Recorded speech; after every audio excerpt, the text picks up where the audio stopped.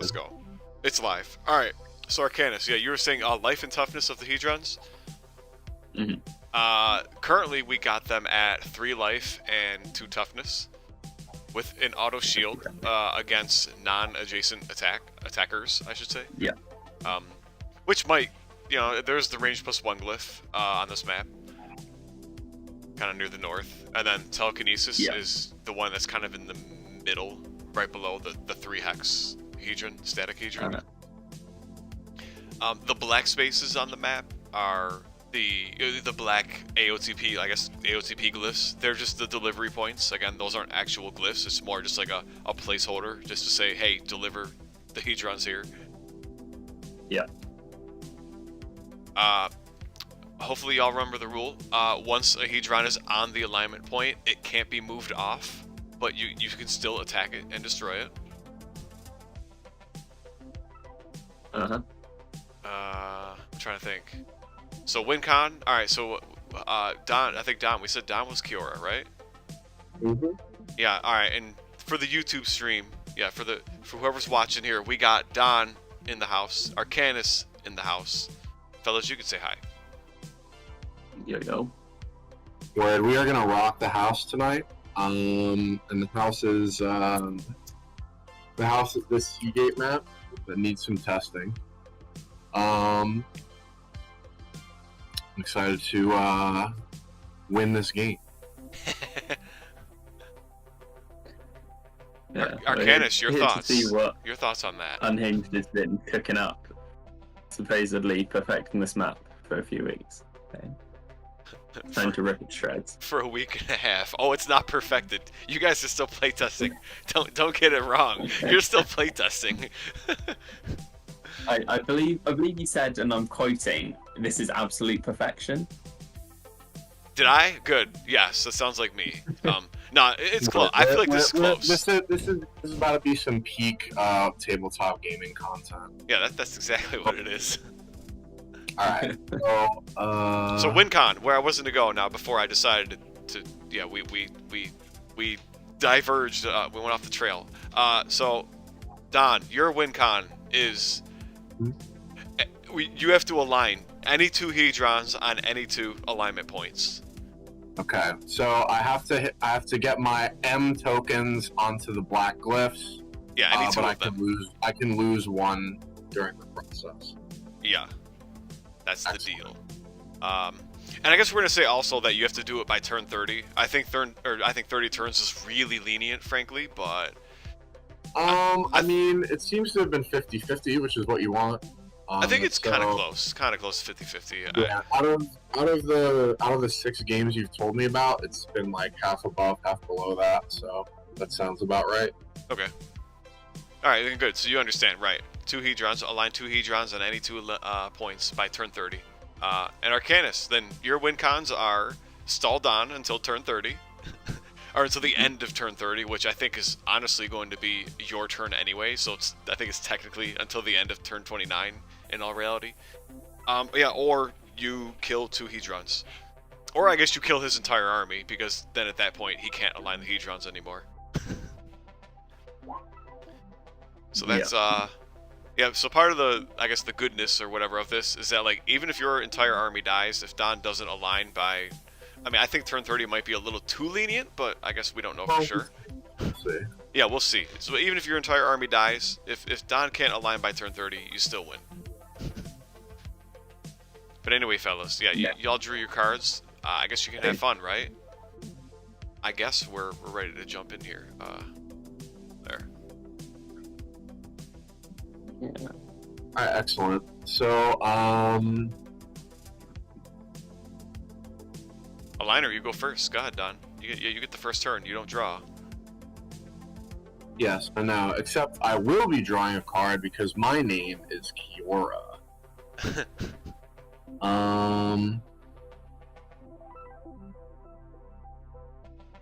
Okay. So...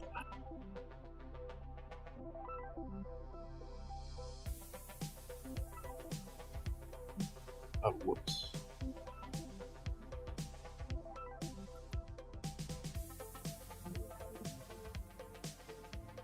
just taking a look at what I got at my disposal here. Excellent. So we want to prioritize some movement up the map.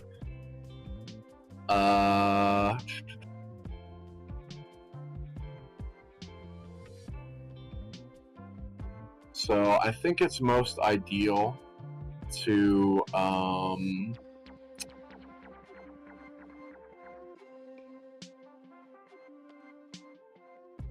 start here. Summon the Necro Alchemist 5 squares away. So right there. Which can be done from either tile, which is pretty nice. And then I get 5 movement through water.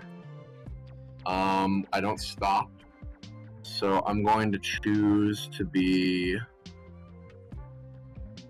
next to... I'm going to choose to be here.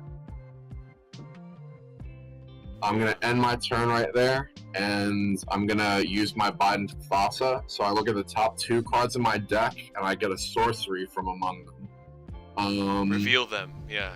Drop them on the table. Let's see what you get. Exactly. So, well, I have to reveal both of them? I don't think so. I believe it's both. Yeah, let's read it. Let's read. Oh, you're right. I'm a clown. Yeah, reveal the top 2. Yep. You got it. Okay, so you got. This is much easier to resolve than what do you call it?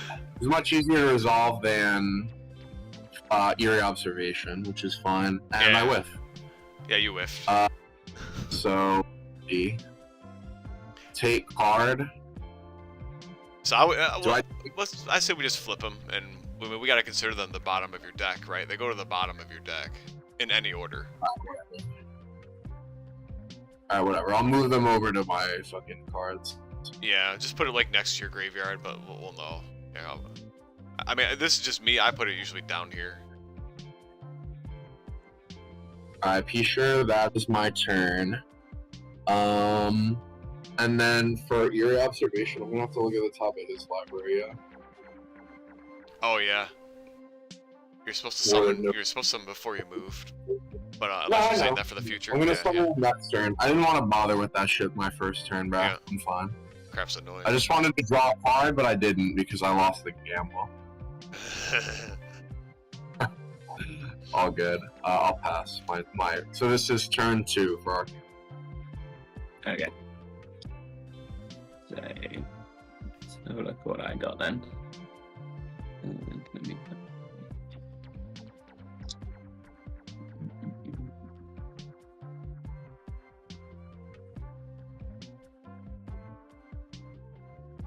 I gotta go promote on the Discord that we're live. Right, so I'm gonna draw. Yeah, you get the first draw. The power of death and taxes insurance. Oh, it's a 50-50 something. on who's gonna get the first draw.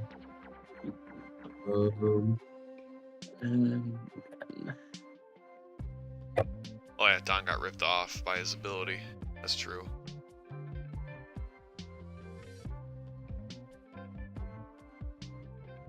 What was the blue enchantment? Pour over the pages.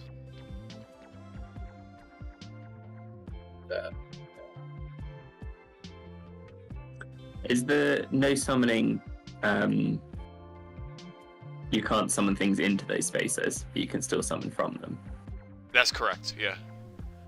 At least we haven't worked that in. I know that's something we could consider, but for now, the only rule is you can't summon, creatures into the purple spaces. That's right. Cool. Then on my turn, I'm going to choose Soren and then just move them along. So 1, 2, 3, 4, 5, 6. To there. And then I'll end my turn. Fast turn. Alright. There, 2 turns passed.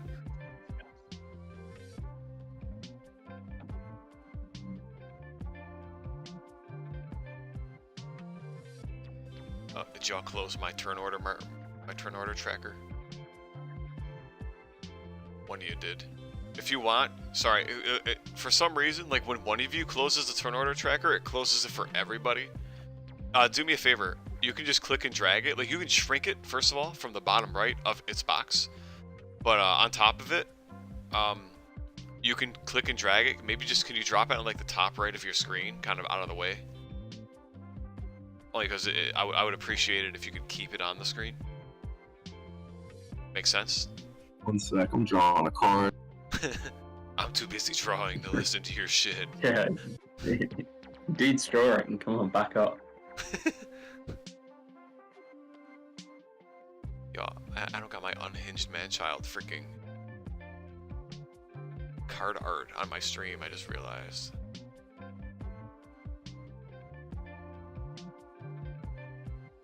We're here. We're here, and we're queer. Let's go.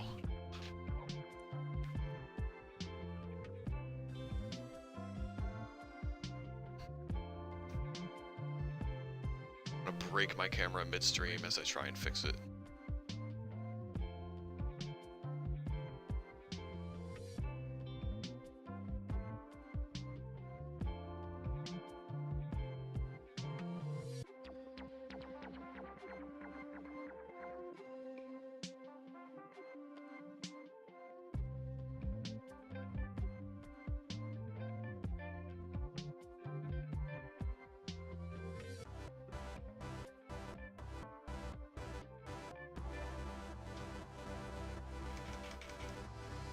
Yeah, done. You alive there, buddy? I was done thinking really hard. He's disappeared out the game. Oh, he did? Uh-oh. Uh, He's AFK. Yeah, something just happened. I wonder if he like lost internet or power or something. he's still connected on Discord. Well, he's not saying anything. He might not. I think Discord's really delayed. Yeah, I've crashed Discord before, and like my buddy was like, dude, like you were quiet for like 2 minutes. Yeah, like Discord takes a while to catch up to. Like I don't know if it's just because it doesn't like check in very often or something, but it's like if it doesn't get anything from your computer, it's just it's like, oh, you're not there, it's fine. Yeah. and then after like another like whatever minute or so, it's like, wait a minute, hello, is anyone there? And then it finally realizes, okay, the guy's gone, the host is gone. Yeah. There he is, he's back. Yeah. Or is he? Ah, he's back on Roll20 as well.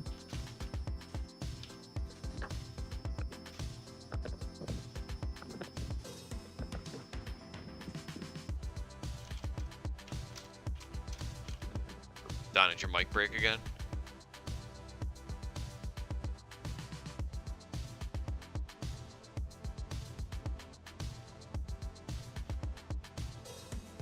Dude is having all kinds of problems.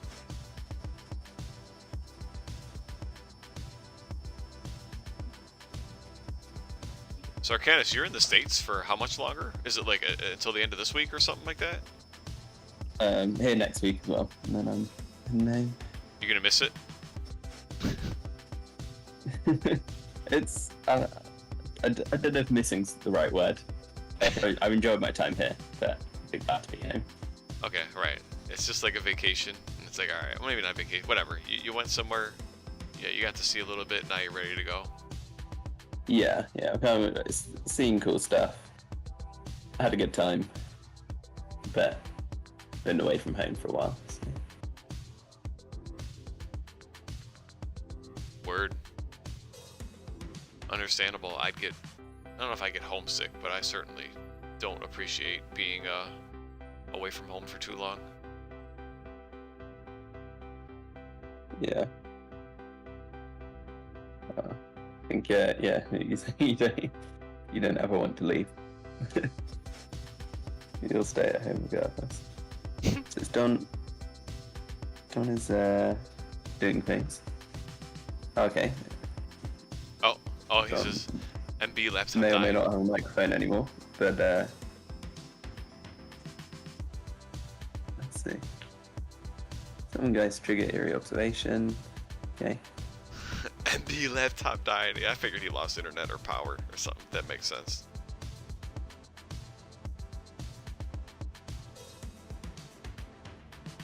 You're done. Did you put that card on the top or the bottom of my library?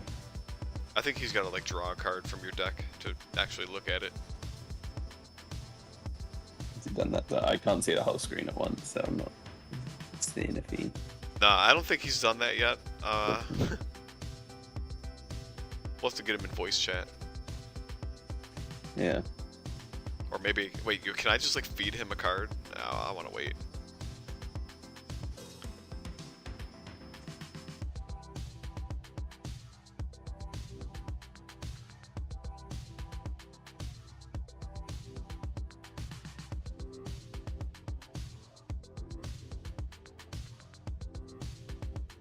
I got Obnixilis in the house. Yo, dude, this dude's figure is just the coolest. Yeah, that's pretty sweet. Yeah. The giant wings. Hmm. Obnixilis is high. Yeah, I can't like get it to focus on him very well.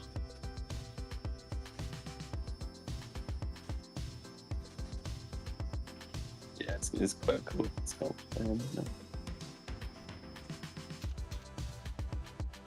What are the best sculpts?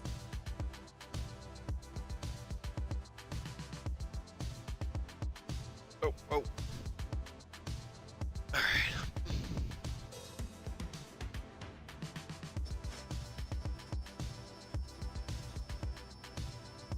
Don's plugging his mic in. I would say it's quite a good sculpt as well, I think. What's that? Alright. I would say it's quite a good sculpt as well. I drew my card, and I've been thinking about He's where bad. something in that. So I am going to take 4 game actions. So first, I'm going to Eerie Observation. So I'm going to draw a card from your deck. Yes. Yep. Yeah. Okay. So let's take a look here. Yes. I am going to bottom that. So are we doing control, pull onto the table? Oh, Is that the way? shift. You hold shift. Appropriate bit. Okay, that card is there. That's I'm the bottom. then- Right? That's the bottom. Yeah. Yes, correct. Okay. So now Okay, we'll I put it to get the carried side. by waves. I get carried by waves. And so I'm going to do the Necro Alchemist over here. I see. And then I'm going to move Kiora, because carried by waves is only on her turn. Because I'm activating her, obviously. Hey, did I slow you Then down, I'm Don? gonna Yo, go- Necro Alchemist is right here, right? Yeah. So you should go, what, 1, 2, 3, 4? I think he ends up here, does he not? Or am I missing something? Yeah. What am I Because missing? he's 5 away. He's summoned on that grass tile. Yeah. And He the moved road 4? tile on is 4 spaces away from that grass tile. 1, 2, 3, 4? Yeah. You move 4 spaces, though. Which means you move Yeah. uphill. Oh, yeah. You're right. Yo, There's he's a hill. stretched. Sorry, That's what I was trying to get at. Yeah.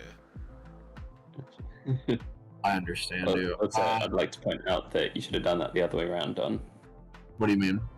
You carry by waves And then before summon. summoning. Which is fine. It makes no That difference, is- but I that's know- true. Oh. Yeah, you know what? You're right. But summoning has to be after you activate the figure or whatever. Yeah. But this is not a worry. So for my next trick, I'm going to move Kiora. So it's going to be 1 to get on level 1, 2, 3 spaces to get onto the road next to her. I do believe. Yeah. And then 2 more spaces after that. So she's here.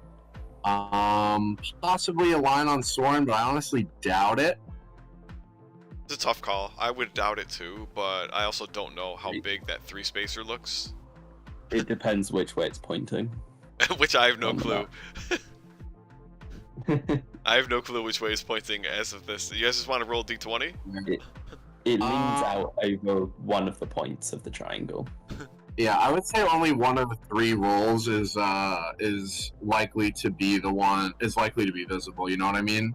So if we roll a D20, I would say like 15 or higher, and I can see them. Is that fair enough? Should we do it to say which way it is pointing? Is it pointing up, right, or left? Oh, is that what you want to do? It's the same. I see. The rest of the game. Because if it's pointing left, then you'll be able to see me. If it's pointing up or right, then I think it'd be blocking. Yeah. So pointing left, we can say is 15 to 20, or well, it would be. Would it be 1 through Just roll a 1 through roll a 6, D6. 7 through 12? Yeah, or D6 is the other way to go. 13 through 18. Do we have it? Up is one Yeah, or you can two, D6. You can right D6. is I'm gonna pop a 3 or D6 4, real quick. and Wait, left can is I pop 5 a or D6? 6. All right, there's your D6. You guys got it too. Figure it out. So that's a 2. So it's pointing up. Pointing up. Okay. So I don't have a shot, so I'll pass. Okay. Nice. I planned it all along. Hey, that's the gamble Alright. we want. Alright then. My turn. Let's draw a card. See what I bruise.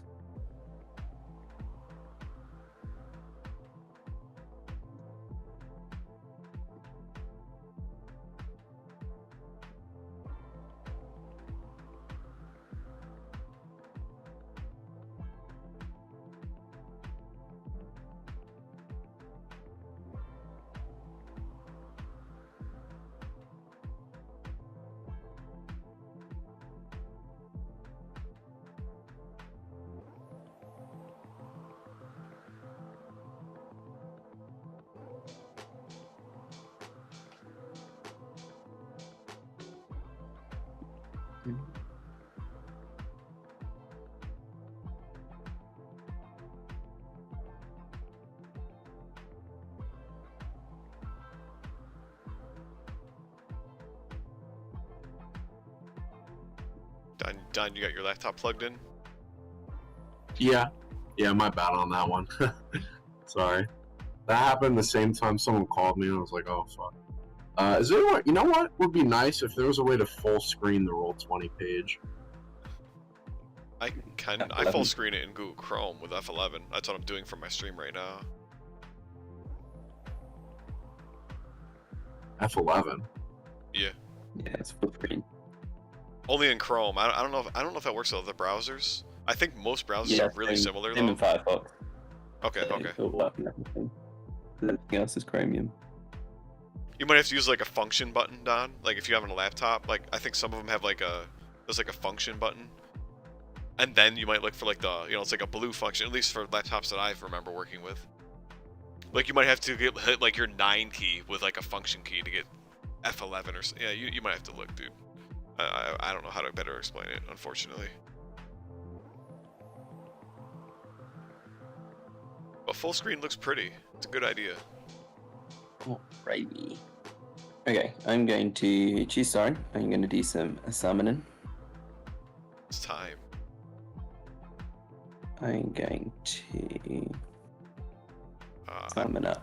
doing a bad job tracking turns. There we go. Word. You want to hear a prank? Let's go. Let's have it.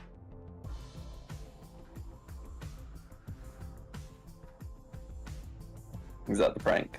Yes, There for isn't the one. prank. The prank is there's no prank. Bruh. Oh no, you can't summon up to glyphs, can you? No, you can't. My bad. My bad. Hello? Hello, we hear you. Can you hear us? He's pranking himself.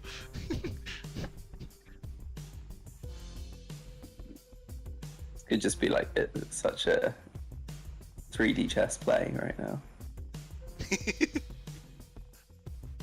5 head.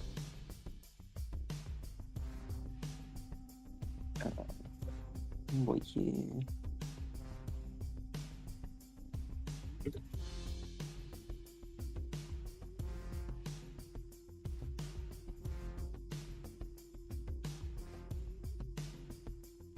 I can't believe Shinobi, dude. He never responded.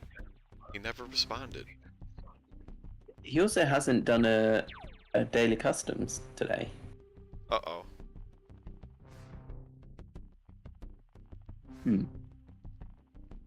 Alright, we need to call the FBI to investigate. Yeah. AotP's most prominent customs guy. Something happened. The community is officially worried. What's going on? Alright, I'm gonna summon them there. And then I'm going to move Soren. He's gonna go 1, 2, 3. Don's computer just didn't run out of power again. What's he doing? Oh. Is he alright? Oh no. Huh.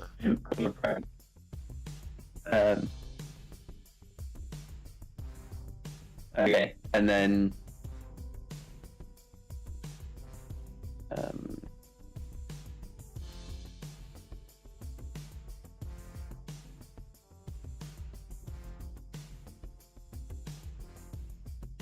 Gotta get your attacks in as soon as he gets back in. I don't know what happened to him.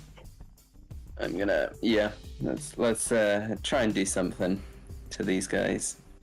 I don't think I suspect they're just gonna get flickered. But hey, let's see what happens. I'll take So 5. we'll start. It's 5 swords. Might as well if you attack kill number him in 1 hit. first. So, Yeah, you attacking number 1. yeah. So what have I got? 5 power.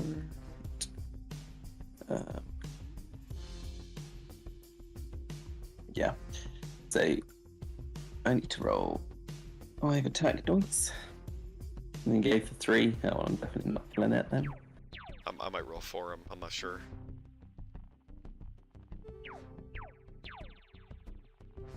I don't know what I'm gonna do for him. Is he actually in Roll20 still, or is he just? I'm not sure actually. Oh, boy. I think the man is alive. You want to hear a funny prank? guys? You want to hear a funny prank? Okay. I think we just did. Are you gonna disappear? When you go to F11 to full screen my Roll20, F11 is my airplane mode key on this laptop. Oh no. Yeah. So and in confusion, I hit it twice. So I blasted myself with the double airplane hit. And then I think when I was full screened, I think that it made Discord get confused. Maybe Roll20 was trying to steal my my microphone when it was full screen, but What? I couldn't hear y'all either. Either that or it was the airplane jamming the comms. So, Yo. blasted. So am I to assume that you have summoned your cultists and you are attacking one of my 2 geists? Yeah. I summon both. Yeah, I summon the aeronaut captain as well, and then I'm attacking number 1 first of all of your. Yeah, the other one's gonna get attacked too. I do believe. Yeah. Yeah, fine.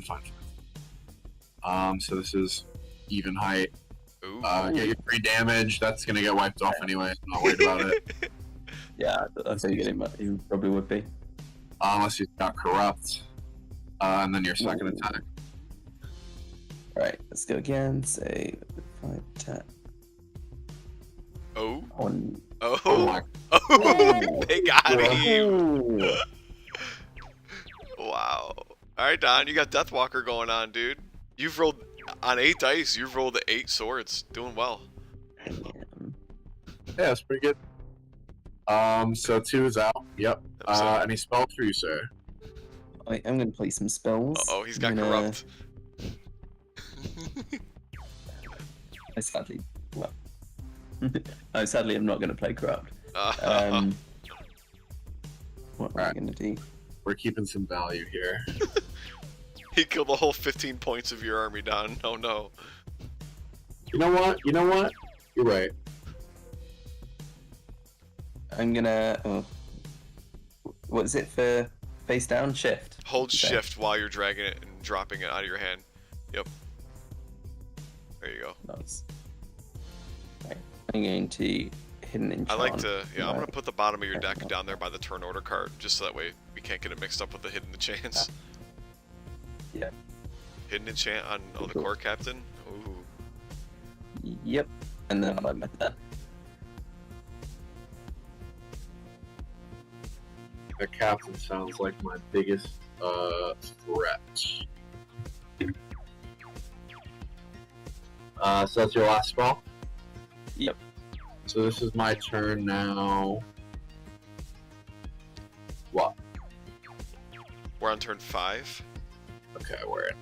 So let me draw a card.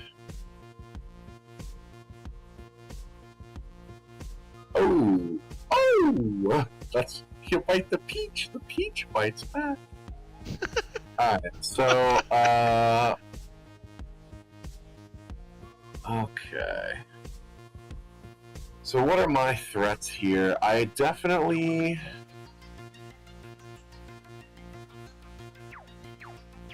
On the turn...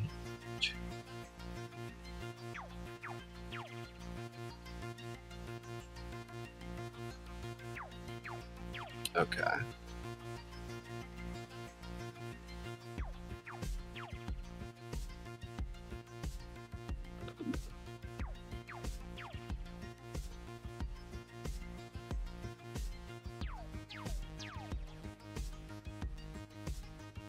Dude, lo-fi Alright, we're looking- synth we're jazz look- is hilarious to listen to. I mean, not hilarious, I like it. Go ahead, I cut you off. No, I'm still thinking. Don't worry. Let's see what I kind of like here. I can see a few fun things to do. So my full intention is to activate Kiora, and so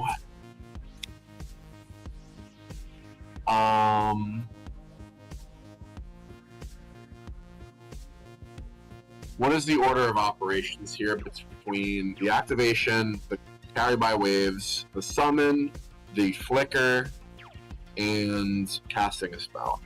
Flicker and carry by waves have to go first.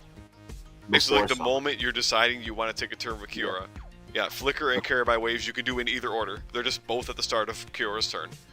Yep, then I summon, then I can... And then summoning and spells can come after that. And yeah, after those two, summoning and spells are basically like the same speed after that, I guess. Like you can do those in either order as well. Okay, noted. So I'm gonna activate Kiora, I'm gonna flicker this guy, give him the heal, and then Alright. we'll do some moving.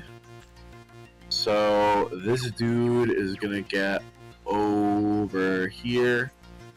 I could technically move him one more space since he's on the road now, aka the right height. Is that what I want? Maybe. Yeah. One, two. Oh yeah, totally. Then I can summon or cast spells. Yep. Very interesting. In either order.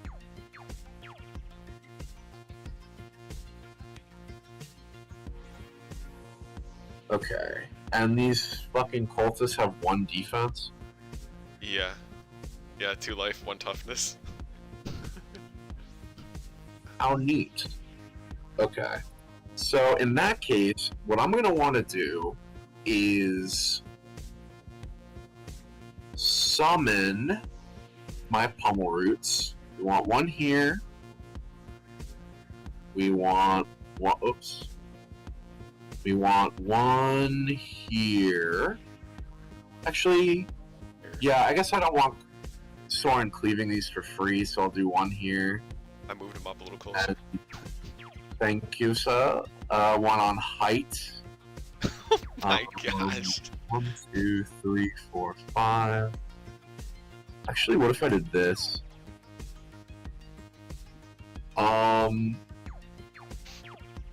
Then I've got Welcome to the Fold. gosh. So if I welcome to the fold on his cultists, do I get to activate their? Do I get to deal 1 damage to them? I don't think so. Let's see. No, it's at the beginning of their turn. Technically, you're not taking a turn with them. Okay. You're just moving and attacking. Yeah. That is fine. So if that's the case, then actually, yeah. So we're gonna welcome to the fold on 1 and 3 here. 1 is gonna hit your cultist 3. So I'm gonna throw 4 against your 1. Wait. I don't know if you follow that, Arcanis, but explain that for me, Don. What's happening here? I'm who welcome to the fold. I'm targeting my pummel roots there. Oh, you're doing the Palmer roots. Okay. Mm-hmm. Gotcha.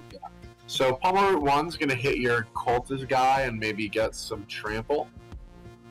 I see. Yep. Right. So this is the roll that matters. Well, you might get a kill. No trample. First, they get 1. Get a whole 1 defense toughness. on- 30% chance. Did I hit it? What? Oh. Yeah. 2. Okay. So I dealt. He's dead. So I can. Okay, great.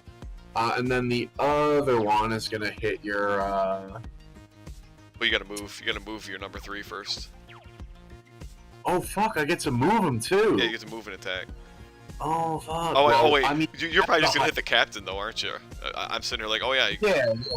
Never mind. There's no need to move. But yes, you can move and then attack with them. Yeah. So I'm gonna attack the captain. So 3 on the captain. It's base. Do I flip an enchantment before we roll? Oh yes. yeah, there's an enchantment. I forgot about that. Mhm. What do we got? So range attack gets +5 toughness till under 10. Just the turn. Gosh, yeah, to the end of this turn. Yep. I'm cool with that. So 4v8. Have fun. Deathwalker time. worked for me, didn't it? Here comes 2 damage. Hell yeah, dude.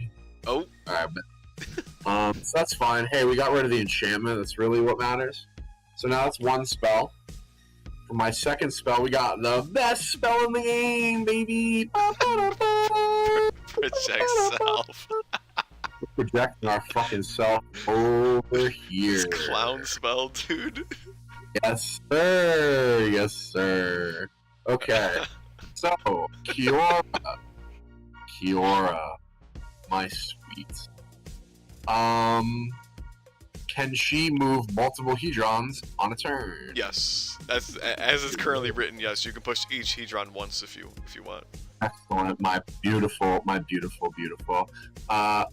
You know what? Not being able to draw that leaf arrow is pretty. It's worked in your favor? pretty sick if I did so. Oh, okay. In that case, I'm actually gonna summon. I'm actually gonna project over here, and then I'm gonna walk in a circuitous path. So 1, 2, 3 onto the wall and back. Yeah.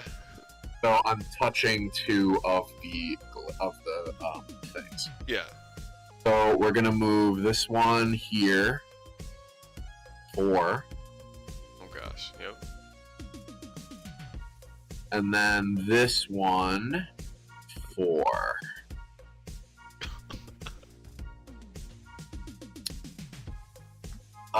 Ooh, I missed my timing on summoning the Geists. That's kind of, whatever. I'm not too worried about it. So, then I might as well attack, Cultist 1. Oh, before we forget, you played 2 spells. Let's make sure we give what's his face your charge counters. He gets 2 counters, right? Yes. Yoink, If you could yoink. grab those for me, that'd be sick. Yeah, I got that for your alchemist. That I'm thinking about the what do you call it? The Hedron I haven't moved yet, and I'm like, damn, this map is either annoyingly designed or well designed. Time will tell. So I'm gonna attack Cultist 1 down there. I'm not going to worry about having missed my Lantern Geist. Although, what's cool is that you can summon the Geist. Like, let's say I wanted to summon the Geist here. I would have actually done that before moving the Glyph in, or moving the Hedron in, you know what I'm saying? He would have blocked it. He would have blocked it? Oh, it blocks figures. Yeah, it can't move through figures. Even friendly figures. At least currently, yes. Over terrain? What's that? Sorry? Go over, like, trees? No. It just, it only ignores elevations, hex elevations, and terrain effects. So, like, it doesn't stop because of water. But, it does not pass over obstacles or figures. It's the other they're kind of odd. I'm actually fine with how I've done this, so I'm just gonna go for my height advantage attack on Cultist 1 there. So that's gonna be 5-on-1. Uh-oh. Another cultist about to die. Could get a shield. Yeah, it's not very likely. Okay. I do have one more spell cast this turn. Uh-oh. He's going for it. I mean... Yeah. I don't think I need to, frankly. No 3 charge counters? Oh, come on. Let me Yeah, be the devil's advocate. 3 charge counters, though. Come on. You know what? The spell I had would be funny, but I think it's a little bit better than there right now. Yeah, I think next it could be better. So, alrighty. Alright, that was a bump of the turn real quick, and then hide this. Turn 6. Yeah. Is it 20%? We're about 20% through? Is that right? Dang.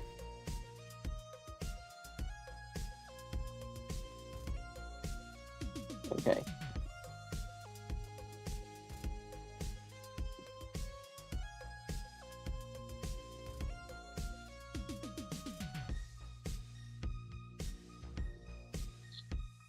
Let's think about what I'm gonna do.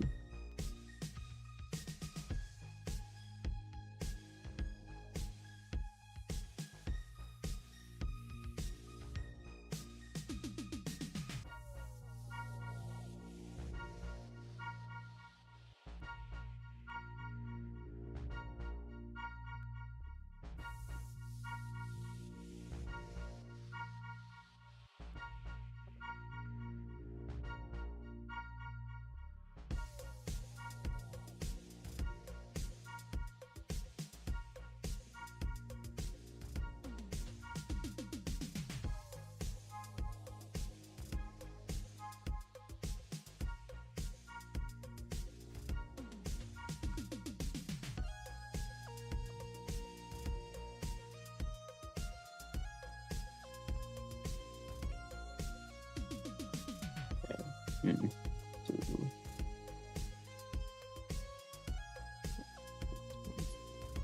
You know what? I think that project self just boosted my chances of winning considerably. It probably did.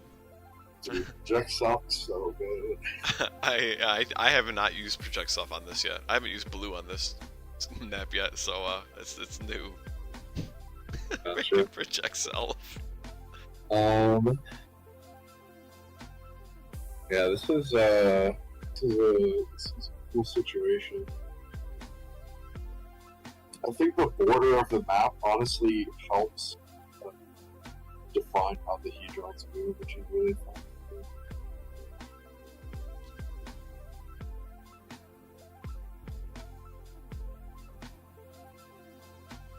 So who's debating my man? Oh, he's thinking. Yeah. Things aren't placed very ideally for me.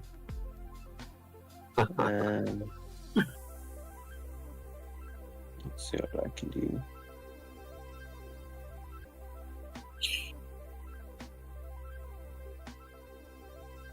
Oh, did my water go? Oh, there it is. Yeah, might as well. Make a move, let's.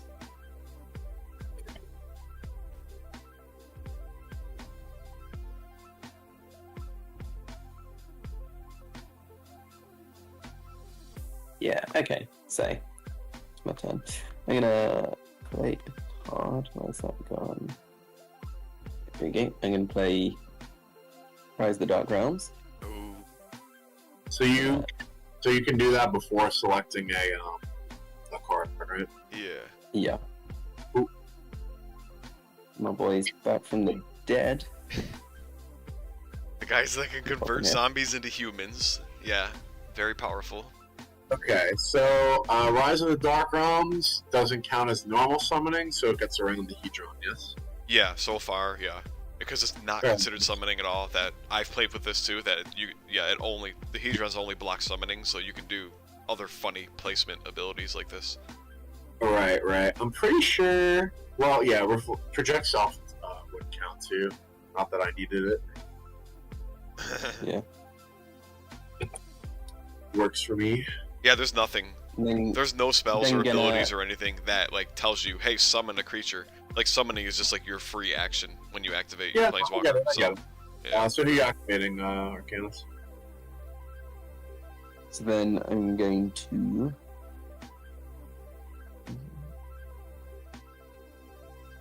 I'm then going to choose my cultists. At the start of the turn, I'm gonna put damage onto this point. Gonna pop them. How's that come up? Oh, Not fine. I did not expect that. Very What? interested to see where this goes. Oh, expect him to hurt himself. has that damage appeared? Expect him to activate it at all. How do I work this thing? I usually just click them and then there's like a. Oh, I see. You put one up there. I mean, that's probably okay, but I usually click the like. So when you click the token, you should see like a gem like directly south of him that pops up.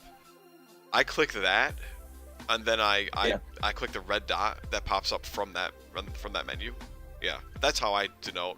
And then while your mouse or your cursor is hovering over that red dot, if you press like a number key, without clicking, but just while it's hovering over it, press like a number key.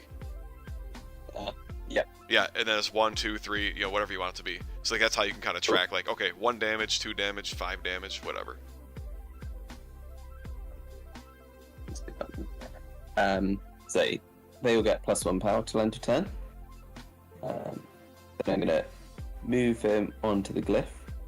So he gets, Oh, there's a range. and then they both going to attack en route to start with the injured player. Now, say that'll be 4 power. The injured fella. The damaged cultist is attacking your number 2, Don. But only damages 1. Okay. That's the attack roll, so... Wait, isn't the damage cultist the one that's next to the black glyph? Yeah. Isn't it 2-on-2 right now? No, Isn't no, it? it's 1. He's on the range +1 glyph. Range +1? Oh yeah, did we Yeah. not explain that? Wait, Yeah. didn't I say that the range +1 glyph is on the north side and then... I was like, oh, it's probably some toughness bullshit. yeah, R +1, dude. Range +1. Wow. Wow. That is good. Okay. I'm in for a bruising then. Aren't I, Squidward? So defense, 3 for my lads. Trace. This would be a great turn. This would be a great turn for a fog. Alright, give me a damage on him. Alright, I got you. My hero. Okay. And then the other one will attack him as well.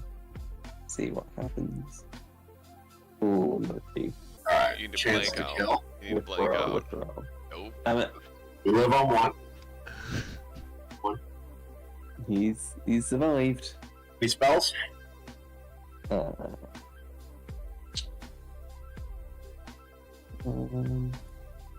I want one spell?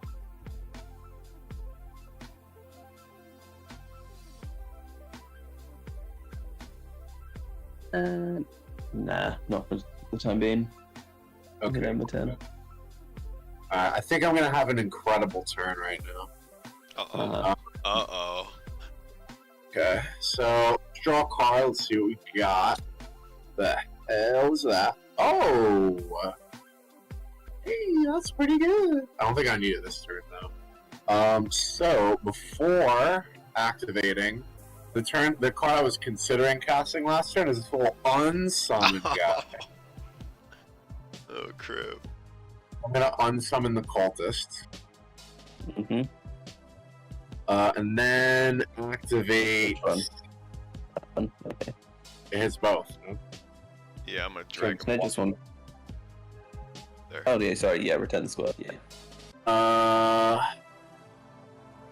Because it's got to be within 4, and the range glyph is actually 5 away, is it not? Yeah, it is. You can target the other one. Yeah, though. you can were able to the other target cultist, the yeah. other dude. Yep. Okay, excellent. So then I believe I have 3 other spells.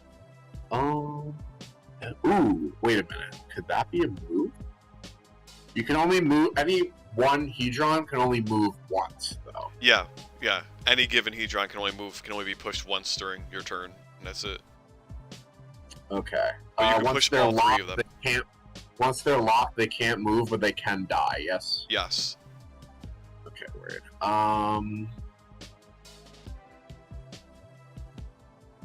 Calculating. 31.3% chance. No, I'm not calculating chances, my guy. I'm calculating fucking squares. Alright, so we're playing a game with hexagons. So, this is feeling like it's pretty good. This is definitely feeling strong. Okay, so here we go. I'm going to Essence Flux. So this moves a creature to a space near my Planeswalker. I'm going to move this one here. Oh, okay. I think I could do what I need to do from here, actually, but it's going to be harder to explain that way, so I'm going to put it right here, and hopefully not change its size as I do. Okay.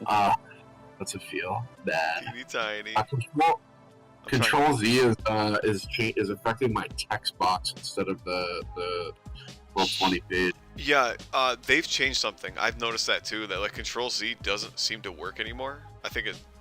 Yeah, one of those recent updates, like it does not undo, which is kind of a bummer. I mean, hey, you know what? We also got the page thing, so God doesn't give with both hands. So this is a beautiful The turn Lord for me. giveth So and those the Lord are two taketh. Yeah. spells. Those are 2 spells. I'm gonna activate the Pummel Roots. So we're gonna do a little moving. So this one's gonna move here. When it does, it's going to activate the push. It's gonna push this Hedron into place. This one's locked. Okay. Now it has to continue doing its move, which is 5 squares. So I have 4 more. Yeah. So I can go 1, 2, 3, 4, and go right next to the hero. 1's good where he is. 3 is going to do a move. During this move, he's going to move both the Hedrons. Yeah.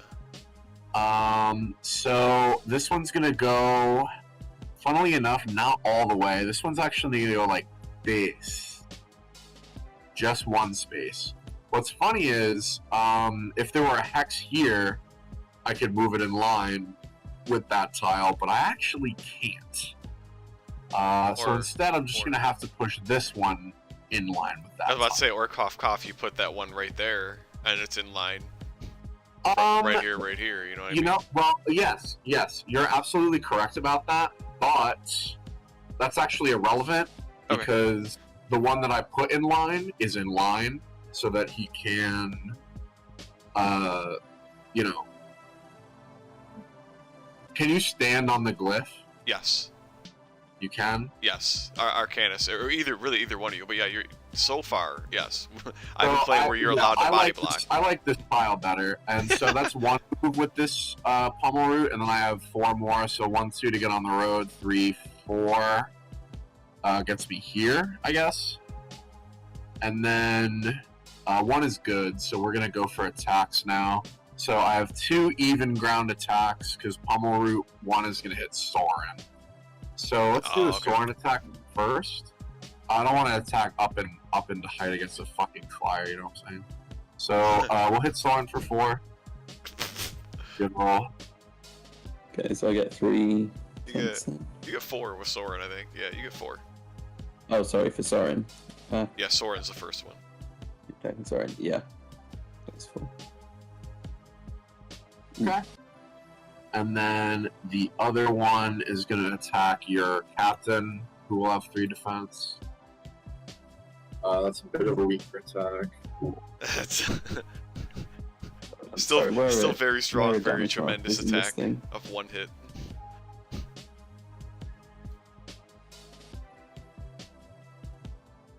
Where are the damage markers? What's up?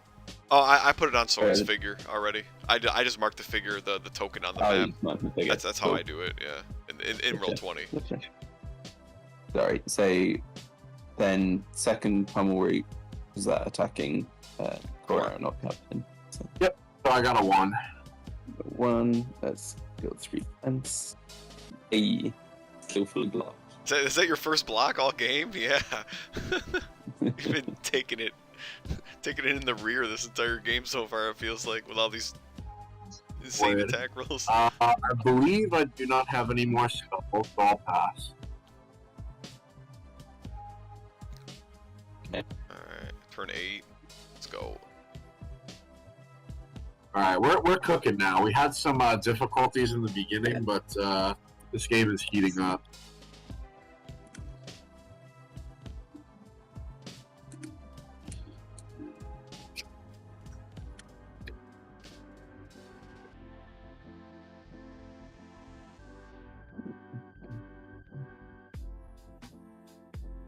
Okay, my turn. Let's draw a card.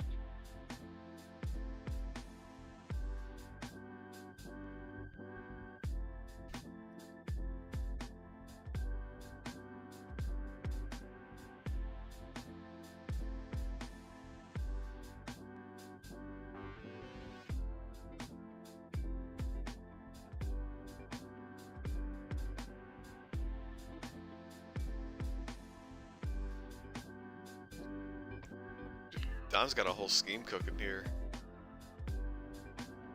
Yeah, it's been in the oven for a minute.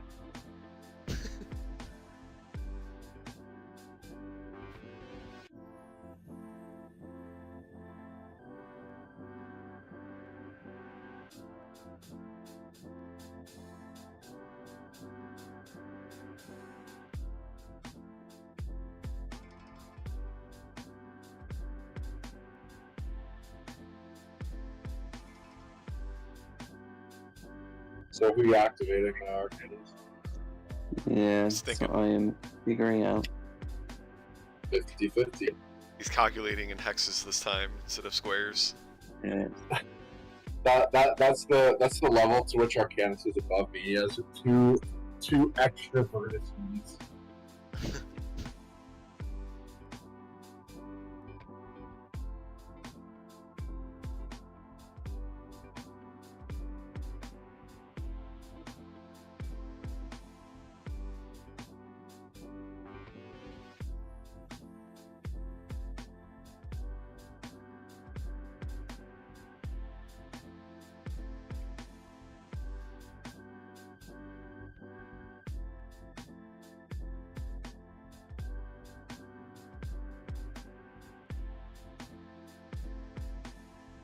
Mm.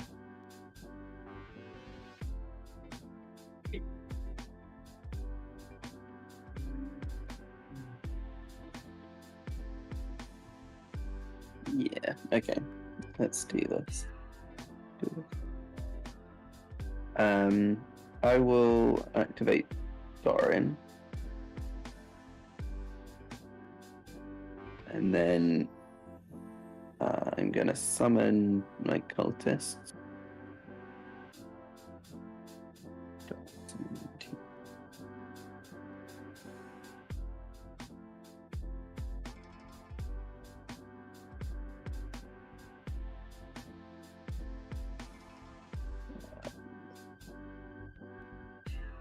Can I summon onto these?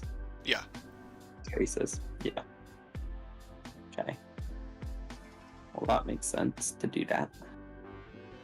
Seems good. Summon. Okay, here.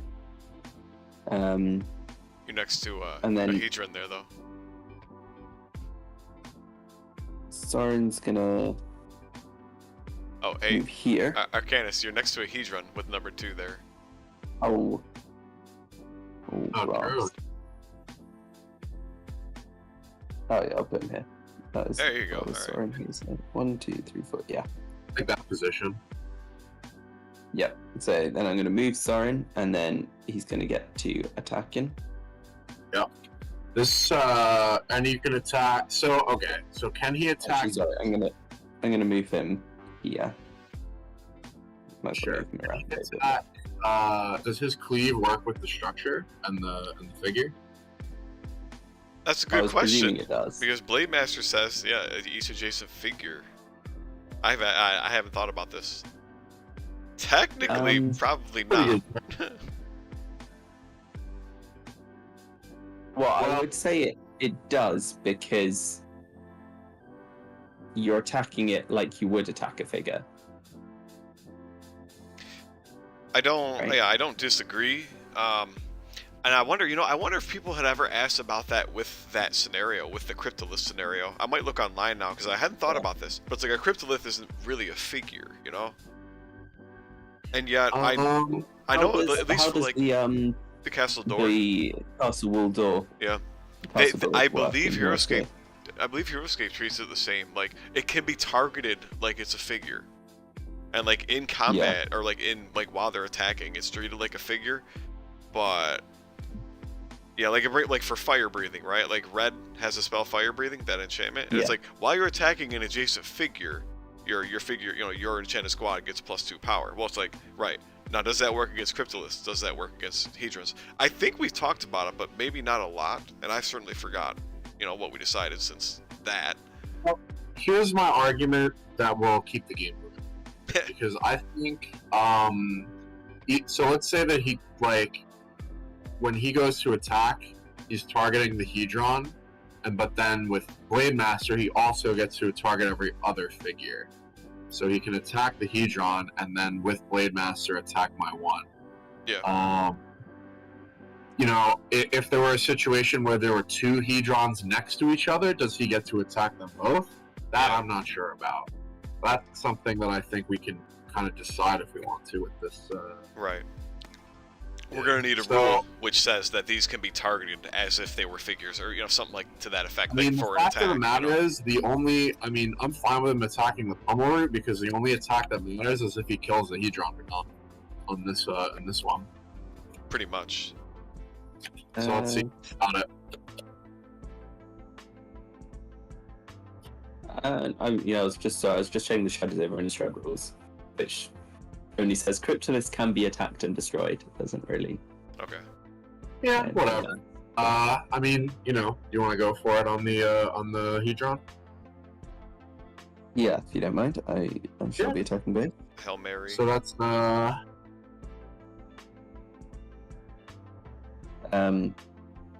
it's got 2 defense and an auto block.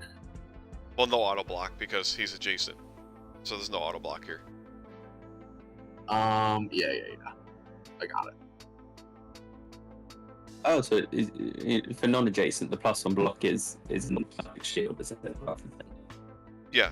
The +1 block is only for non-adjacent attacks. It's to weaken the power of ranged figures, basically, against Yep, these. it's got 2 life, 3 toughness?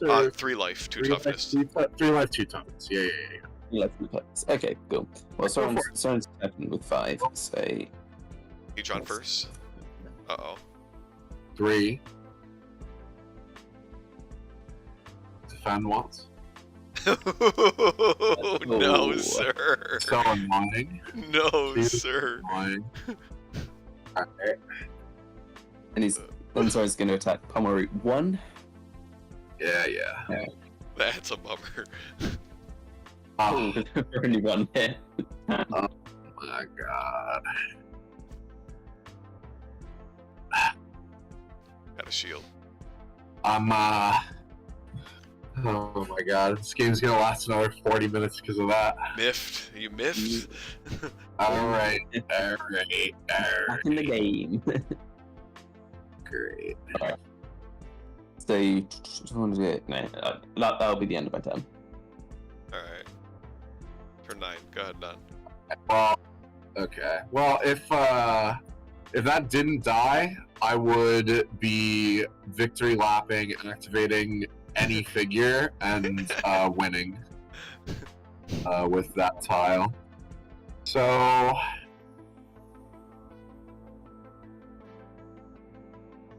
since I'm not going to win on this turn, I'm gonna have to recalculate a little bit here. Carry through waves, does that allow me to use, if I'm carrying, let's say, the Necro-Alchemist through waves, I cannot push, can I? No. Excellent. No pushing, because yeah, you have to be, basically you have to have chosen the card for action 2, and it has to be doing the normal action 3 move. Yeah, that's Okay. the only way to do it. So it has to be an active card. You can't move and attack with a creature. And, Yeah, like you can't use And Welcome to push the it. Fold to push a Hedron. okay. Because that was a thing when I first started testing, but I just felt like it was really wacky and put a lot of So yeah, good emphasis for Good, blue and red could- more than could other send them all colors. in one turn. Yeah, pretty much. Yeah, it was very quick.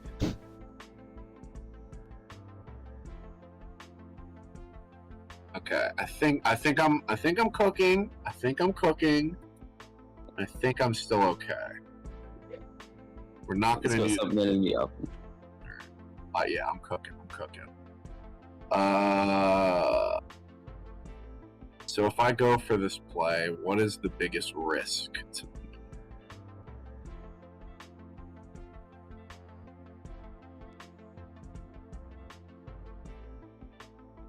Okay, my path is actually kind of set in stone here.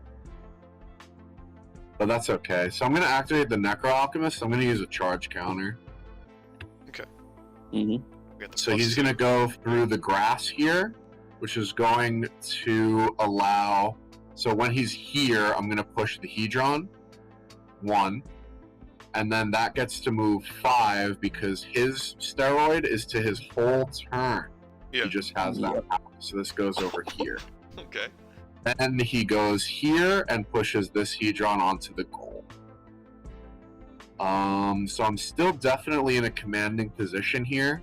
He just has to one-shot another Hedron. So I'm gonna shoot with the guy. So they're both in range. I would say I definitely want to hit Soren more. The tree probably doesn't block me from that. You don't have enough range. No, Soren is 6 away. His range is only 5, right? 1, 2, 3, 4, Sure, 5. his range is 7. It is? Am I crazy? No, his range No, is so 5. his range is Like- 5. His range is 5. Oh, Life wait. is 7. You Oh, can't. let me fucking two- hold on. Yeah, you can only shoot the what's his name? The cultist. Brother was too busy counting squares. No. Oh no. No, you know what it was? See, you'll notice that this 7 is in a hexagon. And see, that's what I was counting. Yeah. So I tried to count the hexagon and I got punished for it. That's true. You're not wrong. I didn't realize that's kind of a design flaw on the card. No. It's, well, whatever. It should be like a heart or something. Come on. No. I just can't. I just don't have like the text really visible on these cards. I have the Omni Builder open, but the text, like, I have to zoom out hella on the tabletop. You know. You do, yeah. But that's fine. That's fine. I'll shoot the cultist then. Whatever. That's gonna have height on me, but I'm still throwing 5 against 2. He still only has 2. Yeah, he's probably still dead.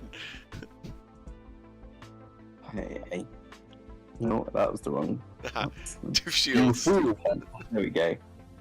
Hey, Still a kill. no, not a. He's gone. Okay. So close. Okay. So this is a turn. This is going into turn like 10 or something, and you can attack. Yeah. Hedron, I guess. Yeah, this is turn 10 for him. Yeah, I'd say I have few options left. I'm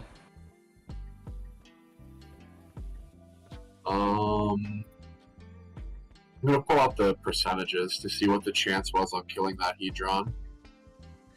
Had to be below 50. I got a feeling it was like 25% in all reality.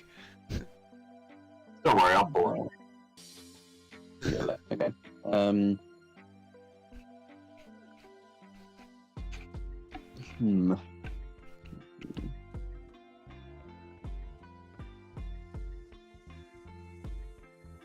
We should really pin that the table. If it's not pinned already, and I just don't realize it, I'm a silly guy.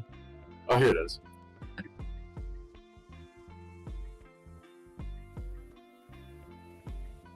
Yeah, we should. Yeah, we should definitely pin that. What, the probability table? Made a comment on the Discord. Yo, can we pin this? 5 on 2 is actually 30% to deal 3 damage. Okay. Whoa, what is this table? This looks Six. This table is my favorite. The 6 guy has a 45% chance to one shot. That's pretty what, good. What are the Holy red crap. numbers there? The red numbers? The red numbers in the Yeah. top are however many dice the attacker is rolling, and the blue number is Yeah, how so you many got defense the defender is Power rolling. and toughness, And the and red then in a box. ones are the chances to deal 1, 2, and 3 wounds each. Ah, I see. So you have to deal 3 wounds and 1 hit to kill. Gotcha. Oh, it didn't super trample when he killed it last time, did it? No, No. he got exactly lethal. Yeah. Yeah. Just checking. Cool. I made a spreadsheet that calculates it as well. Just putting that out there. It's beautiful. Word. Tells you The PNG probabilities of every number.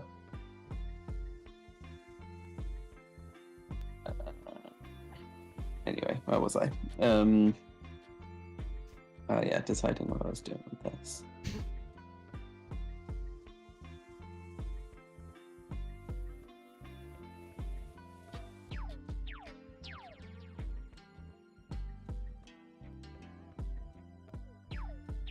What does the telekinesis glyph do?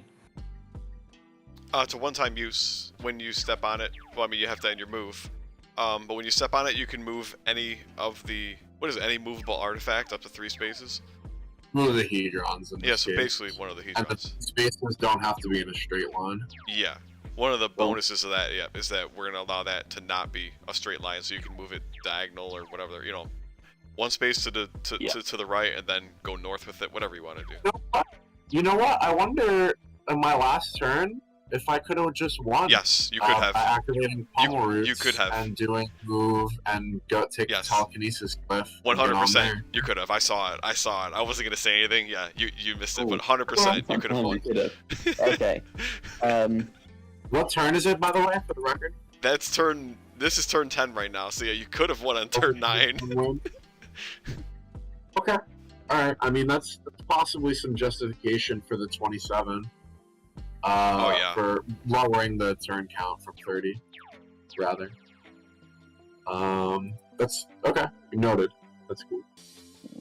Right.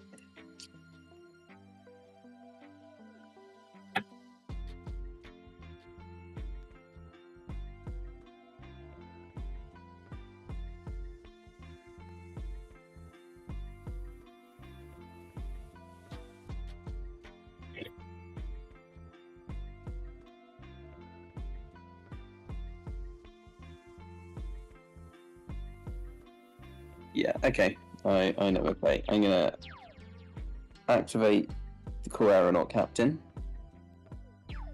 Probably gonna- otherwise. He's gonna fly himself to there. Interesting. Ooh. You want to push the Hedron away or no? You got a whole 6 power. And oh yeah, I can move more, can't I? Say, yeah, say. You can easily push the Hedron and occupy the How spot. much move do I get? 6. Well, actually 9 if you're gonna fly from level 2 down to level 1, which is even more insane. No, you're not. It's not based on moves, it's based on its attack. Yeah, it's power. You only need Yeah, 4 no. So to I thought move I thought you the meant range your of the your land. move spaces. Yeah, your power is 6. I thought you meant move as in like when you're flying around is all. Yeah, no, so, well, yeah. Also, how much move do I have? You would have 9 if as long as you're moving from level 2 to level 1. I guess I'll go. Because of his freaking yeah, what is it called? one- Carry by the current or carrying currents? What the frick is it called? Ride the current. There it is. Right, yeah. So I'll go. I guess I'll whip around via the Hedron onto that space. So I shall send it. 6 faces in some Okay. direction. You have 2 LEAs though? 2 LEAs though? I do. You want them? Yeah. Yep. You got 1. Here, I'll Savage- tap him. I'll tap him with a Savage damage. shit.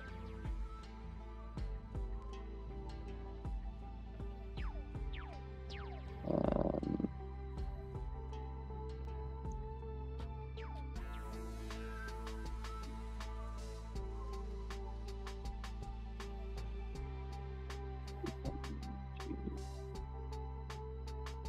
Wait, I didn't draw a card this time. I'm gonna draw a card.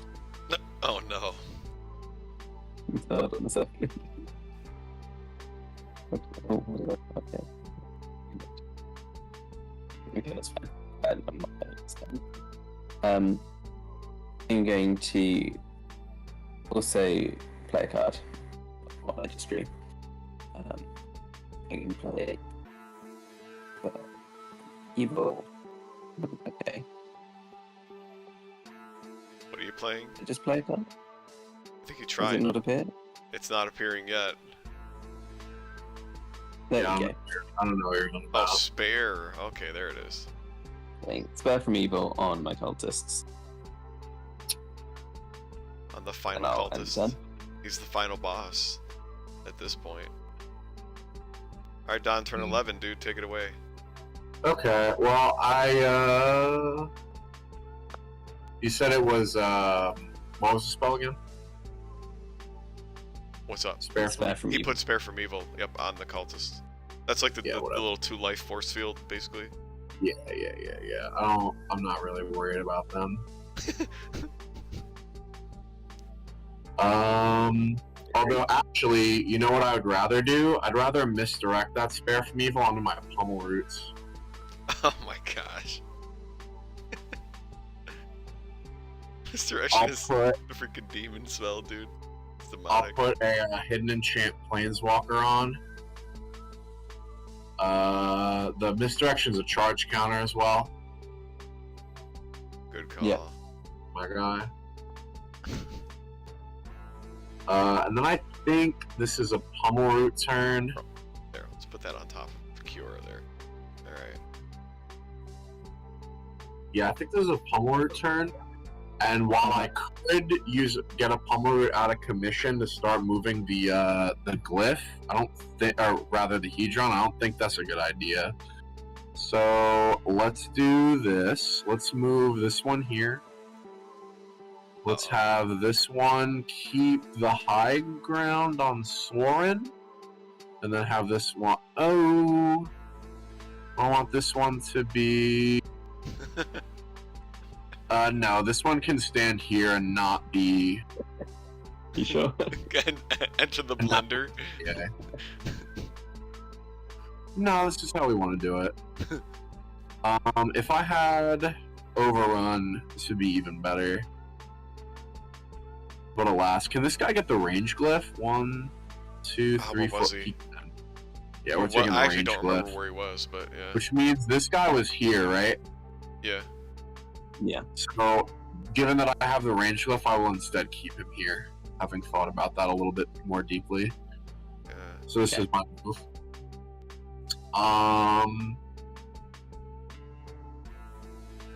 So that means I get 2 attacks, and they'll both be on the cap, or cap. Alrighty. So, No, I get 3 attacks. I get 3 attacks. Or, well, one of them's going to be on Soren, so we'll deal with that last. So first on core cap. Oh, sure. So I get 3 defense on him. So you got a 1 hit. was that? Did you roll? Yeah, he did. Go away. Defense. Right. I get 3 defense. Right. 3. Very blockable. 1 hit. No. We got it. And then 1 more. Uh-oh. 3 damage. Uh-oh. Hit. And then my last Pummel Root gets to hit Soren. It's gonna hurt. From height. This could hurt. Nope, just kidding. So 2 hits on Soren and 4 defense.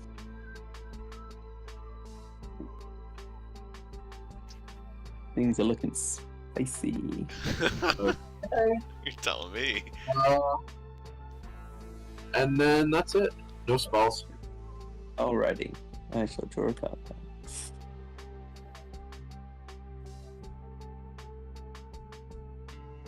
Okay. Let's see.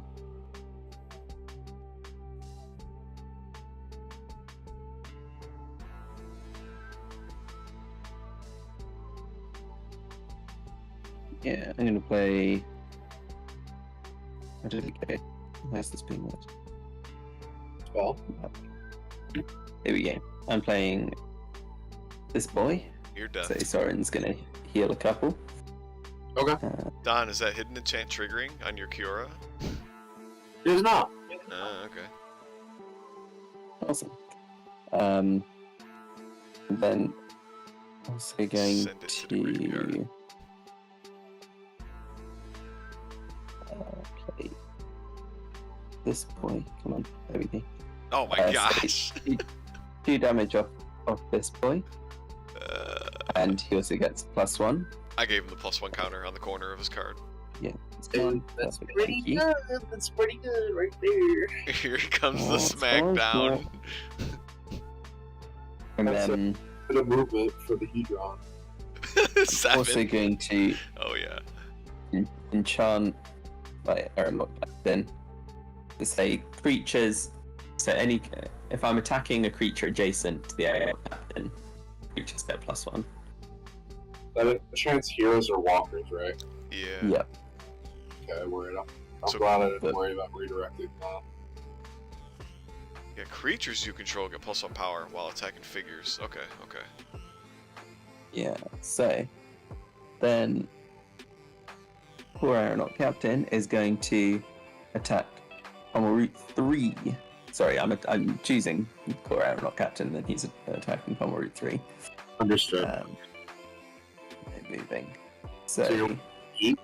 Yeah, that's 8. Oh, this is gonna be that's nonsense. 8.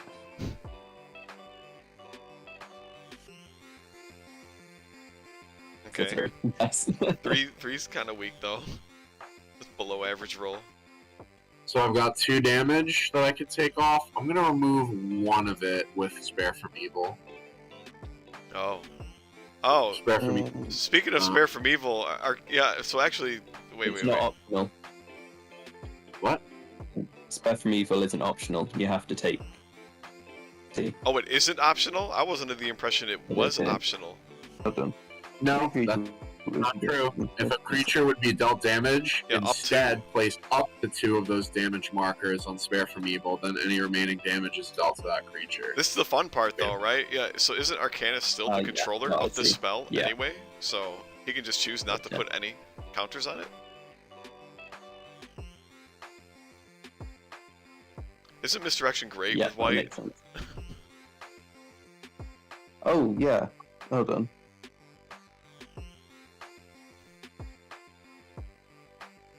Well, if it's a mandatory thing that happens, then it's a mandatory thing that happens. But if you choose, then you get to choose, I guess.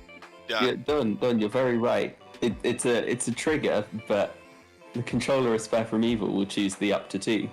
Right. If that's a choice. Right. I don't know. Which is Arcanis in this point. That's how I've always played it, is the controller chooses, and technically he still controls it, even though you moved it to a new target. Because that's the only, like, that's the big problem with misdirection, is it doesn't give you control, which is kind of dumb. So anyway, yeah, honestly, it's effectively Spare from Evil's dead. I guess, yeah, that's true. Like, because the Arcanis can just be like, well, I'm never going to let your guys block the damage to Spare from Evil, right? Yeah. Yeah, I think, yeah. I'm not going to use that. Unless, and only unless, it's a mandatory thing that happens. So, with that, if it's not, then you're right. So this is 2 damage markers, you put them on? Yeah, I got him on, that guy, yeah. Okay. A whole 3 out of 8. Classic hacks, baby. So it's my turn then? Yep. Alright, 13. I wonder how many cards are in my deck. How many cards remain? You have 2, or no, 1. Sorry, 1 remaining in the deck, but then there's the 2 on the table, so technically it's 3. So total. Let's do this little Jace's Erasure right here. Oh gosh. What's this one do? You lose the top 2 cards of your library. Okay. Yeah. I put 1 on the bottom of his deck at one point. Yeah, that's still down there. Oh, there's only 2 left in his deck, like in the deck on the side, so whatever's in there is dead. Alright, what cards are those? Here, let's see. I'm gonna do it. We got a Corpse Lunge and a Angel's Mercy. Ooh. Yeah, so knowing what the very bottom of his deck is, I definitely wanted to mill those instead, so we're good. Oh yeah? Yeah, I was thinking about like if I activate Kiora, then I'm incentivized to, you know, summon my Geist first. But I don't have to worry about that. So 1, 2, 3, 4, 5. Okay, I'm thinking through a few options I've got. Yeah, why? Okay.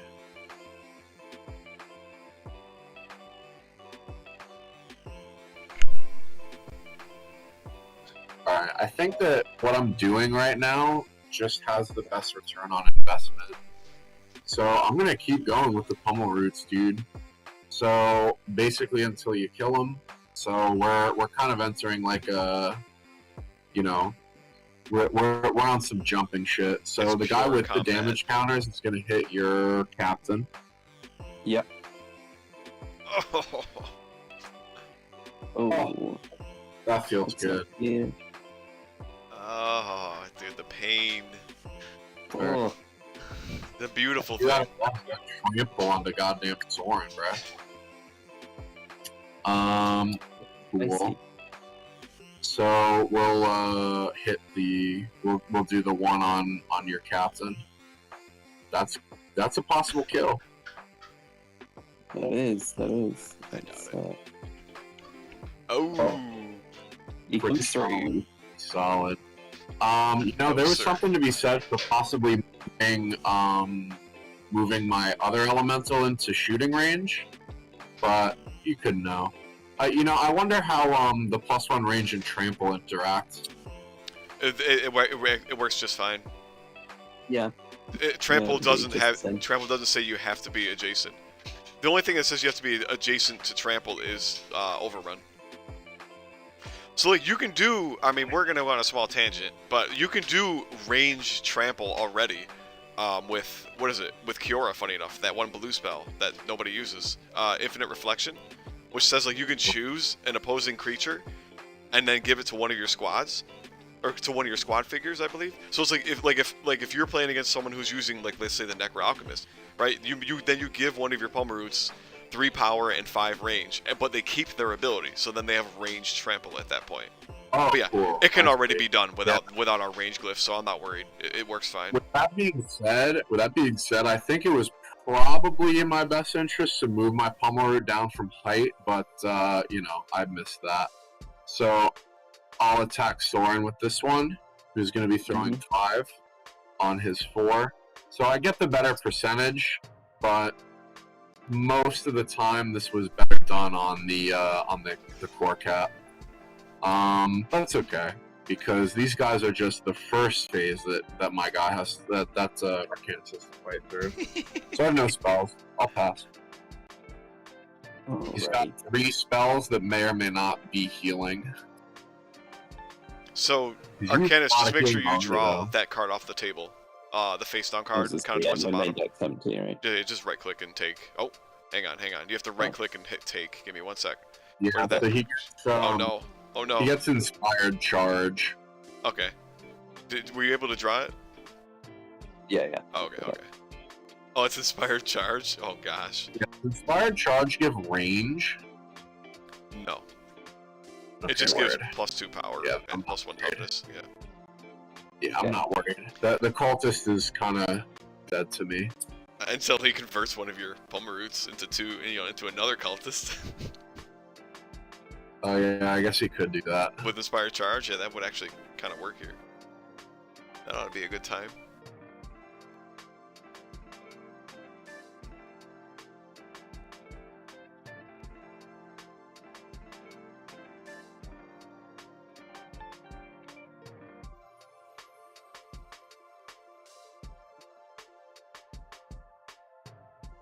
Yeah, but I'm gonna probably do that, to be fair. I think that's what I need, but let's play some stuff. So I'm gonna play where is it? I'm gonna play Healing Salve, say for Aeronaut Cap, it's gonna heal. Yep. It keeps them given. Yeah, you don't draw, so that's fine by me. Yeah, nothing else to draw. Enchant my cultists. Oh, it's over. Divine Favor. I'm also going to inspired charge them. Yep.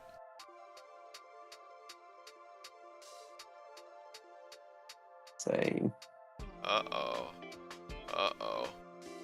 Whatever that comes to. Leave that there a sec. Yeah, and then this cultist is gonna along. That would be the best thing to go. Doesn't really matter. So yeah, sorry. I'll choose the cultist. Damage. Yeah, the choice of damaging him now. +1 to end of turn. What's he currently on? 3, 4. He's on 6. 5, 6. Yeah. And you get 3 defense. The expectation is like roll 3 things, and you'd roll 2. Sorry, you'd roll 1 defense would be the expectation. So expectation is 2 damage. For a 6v3? Yeah. I guess that is, yeah. Huh.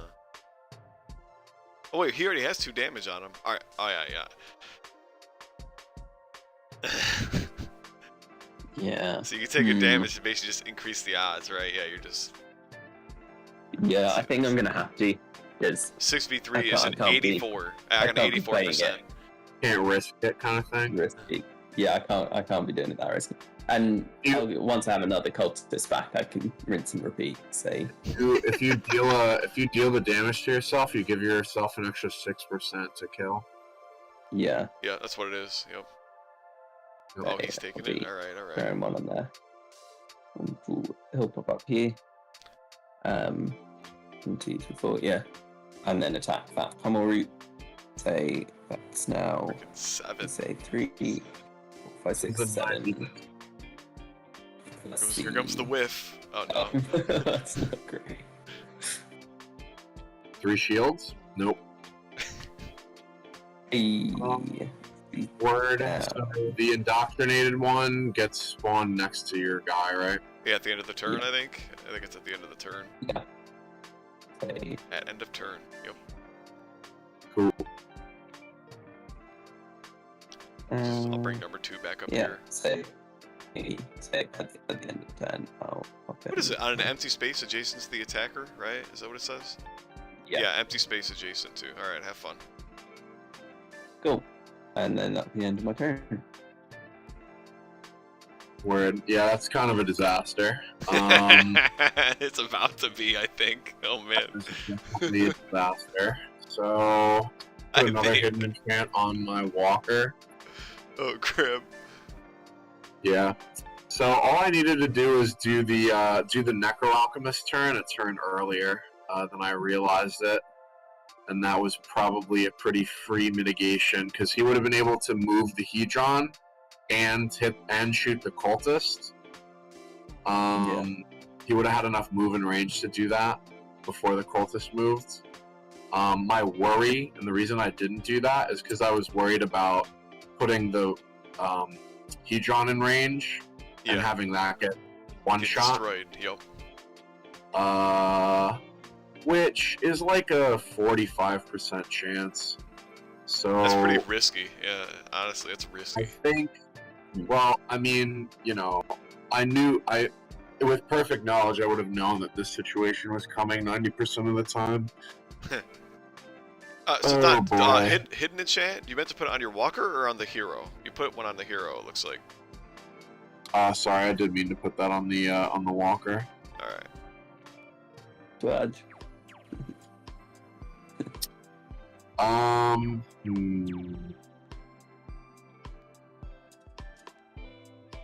So they've got 2 toughness now? Yeah. Inspire Charge is done. I should probably dump that.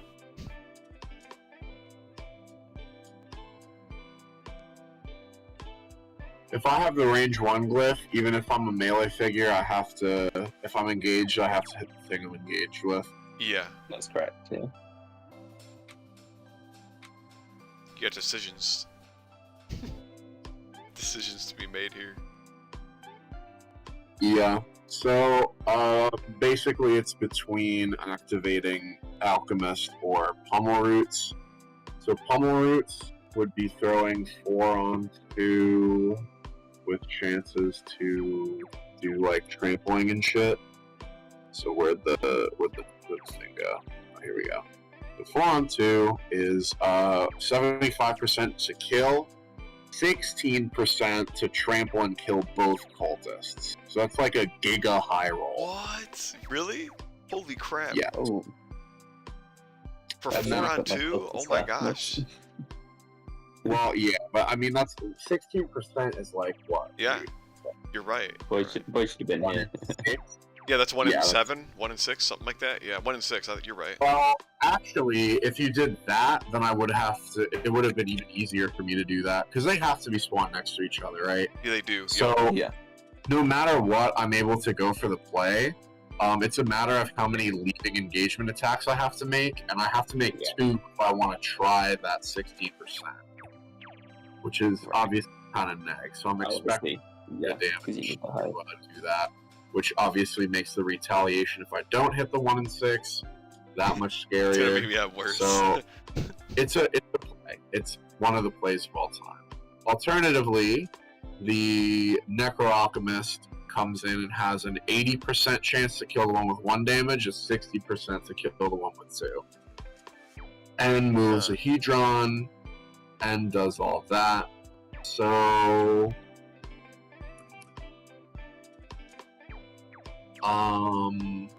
probably the Necro Alchemist is the play, I would say. So we're gonna do My charge counter. that. So we're gonna move him 1, 2, 3, 4, 5.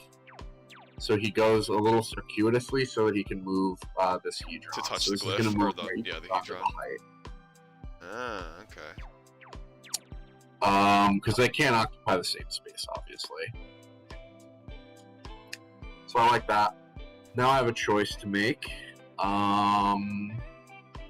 It's literally a firing range, dude. Target practice. Yeah. There's 4 guys lined up in front of you. Yeah, so it's an 84%. So it's a difference of 24% on my kill chance.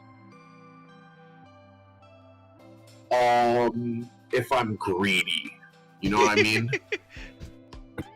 So what, basically to attempt to deny his potential to do his stupid cultist crap next turn? The damage to self-damage? Denies his damage thing, which is pretty good. So 1 and 4. 1 and 4 I do neither, and I'm sad. 2 and 4 I win either way, and 1 and 4 I win only if I'm not greedy. So should I be greedy? That's a question. Dude, you know I fucking love being greedy. I think I'm gonna go for the one with no wounds on it. Oh yeah, you're going for the one hit? Oh my gosh, there it is. Ooh. He got it. Oh my god, it's so good to be greedy, bro. That shit off the board. Oh, dude. Oh no, put the one with damage back on there, Arcanis. He was shooting the one without damage, with no damage. Yeah. Okay. yes, He wanted the we one hit love KO. being greedy. Oh, that's a good one. I have no spells. It was certainly greedy. All right, you guys are halfway done. You're on turn 16. So good, dude. Alrighty. Let's see what we can do. Oh, you got one spell left. Holy crap. Maybe. I got 2 hidden enchants now. And you got really good chance for it to get countered at this point. 50. Hmm.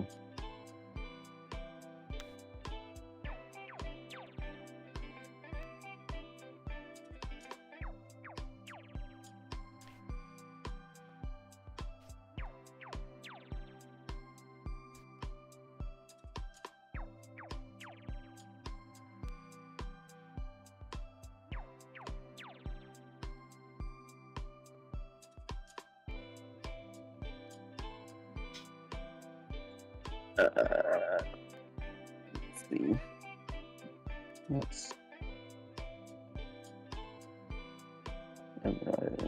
Am I gonna try and be greedy? That's the question.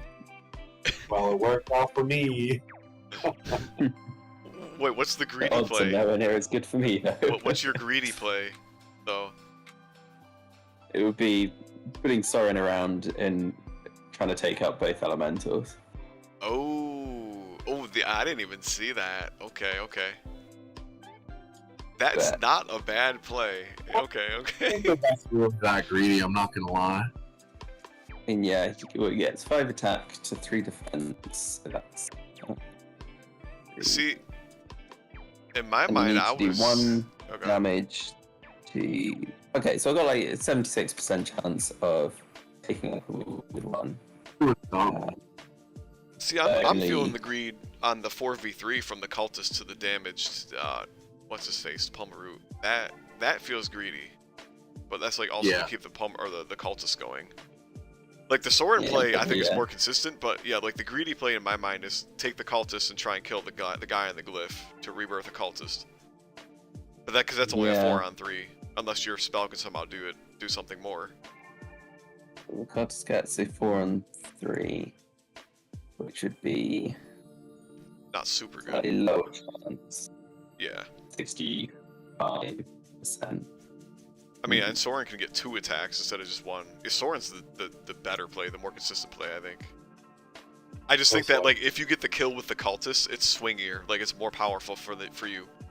Yeah, That's the thing. that's very true. Yeah, probably I need the creatures more than anything. So I think Don made the right play Yeah. though, because like it kind of hurts that you can't just self-inflict a wound to increase your odds of killing Yeah. that Palmaroot. all right, let's see how this goes then. So 1, 2, 3, 4. Oh wait! You get tenacity. Hang on, it's 5v3 because tenacity. I do get tenacity. It's 5. Oh, so it's actually the same odds. of It killing then. is. You're just giving up 1 attack in 76%. order to increase your future odds of getting, or to have a chance of increasing your attacks in the future by bringing this idiot back. Yeah, I see it. So 5-on-3. Swag. Yeah. I'm just deciding, do I put him there or? Yeah, I'll put him there. So yeah, 5-on-3. That's it for that. Oh no, Oof. that's too bad. Unless the whiff. Oh my gosh. Oh. Only on Roll20, guys. Okay, so I get a cultist back, and I guess what I should put my cultist. Yeah, so I can't put him on the glyph. Yeah, no glyph. Yeah, that's what where's my cultist? There he is. Let's just put him there. Why not? Actually, More trample targets. Yeah, I'm good gonna idea. I'm gonna put him there. All right, then I'll have my turn. This is fairly intriguing. Turn 17. Okay, so do I have a bottom part of my deck to draw or no? You have 2 bottom cards. They're random, so I've forgotten which one's which. You were supposed to pick the order. I could tell you the one that's on the top right now is Pour Over the Pages, I believe. Yeah.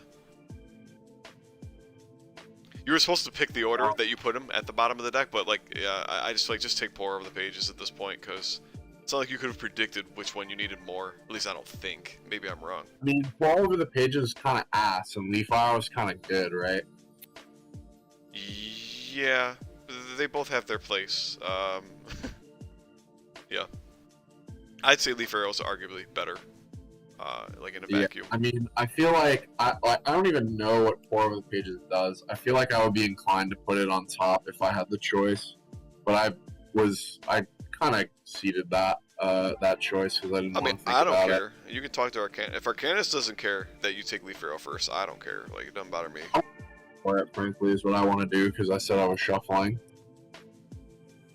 If that was the order you would put them before, then that's the order they're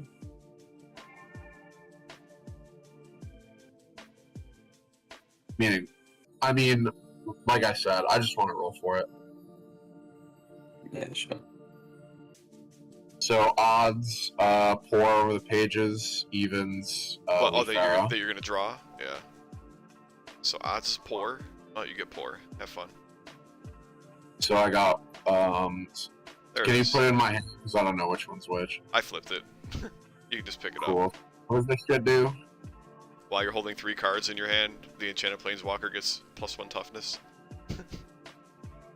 Yeah, that's kind of ass. So dude. if you never play Leaf Arrow, you can use Pour Over the Pages for the rest of the game, starting next turn. For 1 toughness, ain't no way, bruh. Yeah. Um. I don't know if I could put. How do I put it in your hand? Is there a way for me to do that? I legitimately do not know how to do that. I don't really care. I don't really care about that. I don't think the math really changes here. I'm still gonna have to go for the high roll no matter what here, I believe. So, what am I thinking? Actually, I guess no. The math is a little different because I can use Kiora instead. So that's what we're gonna do. So we're gonna put Predatory Strike on Kiora.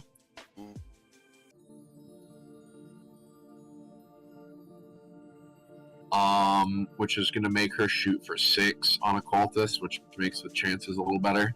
I can also technically go for some Hedron moving, but it seems like it makes it all the easier for you to boom on it. So, do I really want to do that? Unclear. I think I'll just, what turn is it?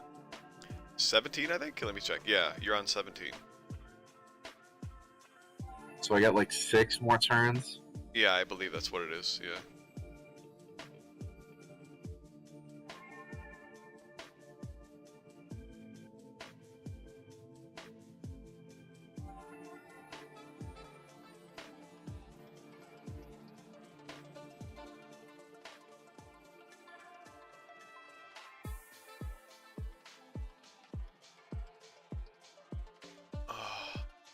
there's some things I've realized, so I'm going to. There's some things I realized, and I want to see how they play out. So I'm going to move in such a way that it will move, and I'm going to put it right here. Ooh, that's an interesting choice. Okay. Actually, can I do my lantern geist before I do that? I mean, you probably should. Yeah, just put it back and put Cura back and do your shit. Yeah. Here. Where it was like that. Yeah. Yeah, so let's do them here. And then go for the move. Okay. Whoops, there. I don't know what all difference that makes, but just to get it out there. And there's no point in your observation any longer. And we're going to go for the kill on your 2 guy. So the undamaged cultist. Here's 6. Yep. On 2. Oh. Can you even block with 2 toughness? No, you can't. He's actually just dead. This poor cultist has been getting one shot the entire game. Yeah. But they That's keep it. coming back. Okay. So we're on turn 18. All right, turn 18. This is getting down to the brass tacks. This is getting down into the dice off territory. But Yeah. there's still room for a few tricks. I missed a move. I could have taken the range glyph with my pummel root, but he would have had to take an LEA, so fuck it. Alright. My turn then. I will activate my Pulpist. I'm not gonna deal him a damage. I will move him there and then kick the Hedron here. Oh. Okay. And then I have a question. For where is it? For tenacity, does the Hedron count?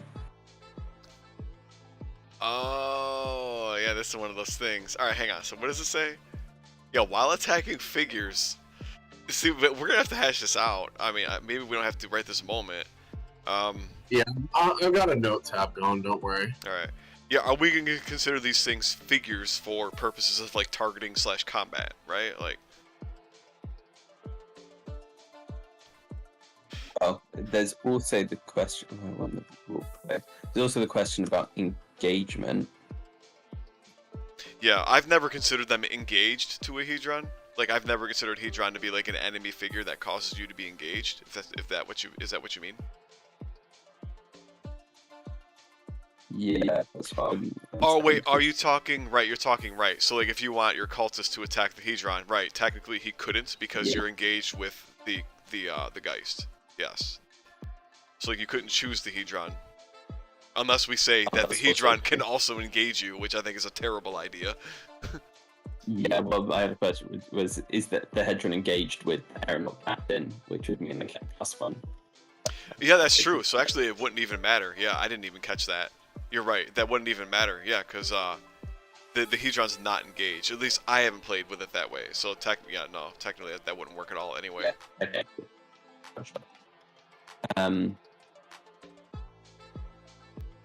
Alright.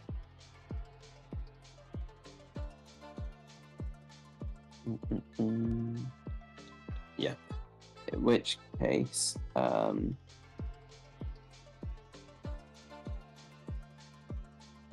wait. It's not much point me attacking the Geist.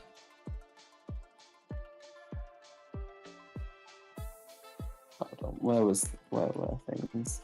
Hedron was that, wasn't it? Yeah, and you were like that. this.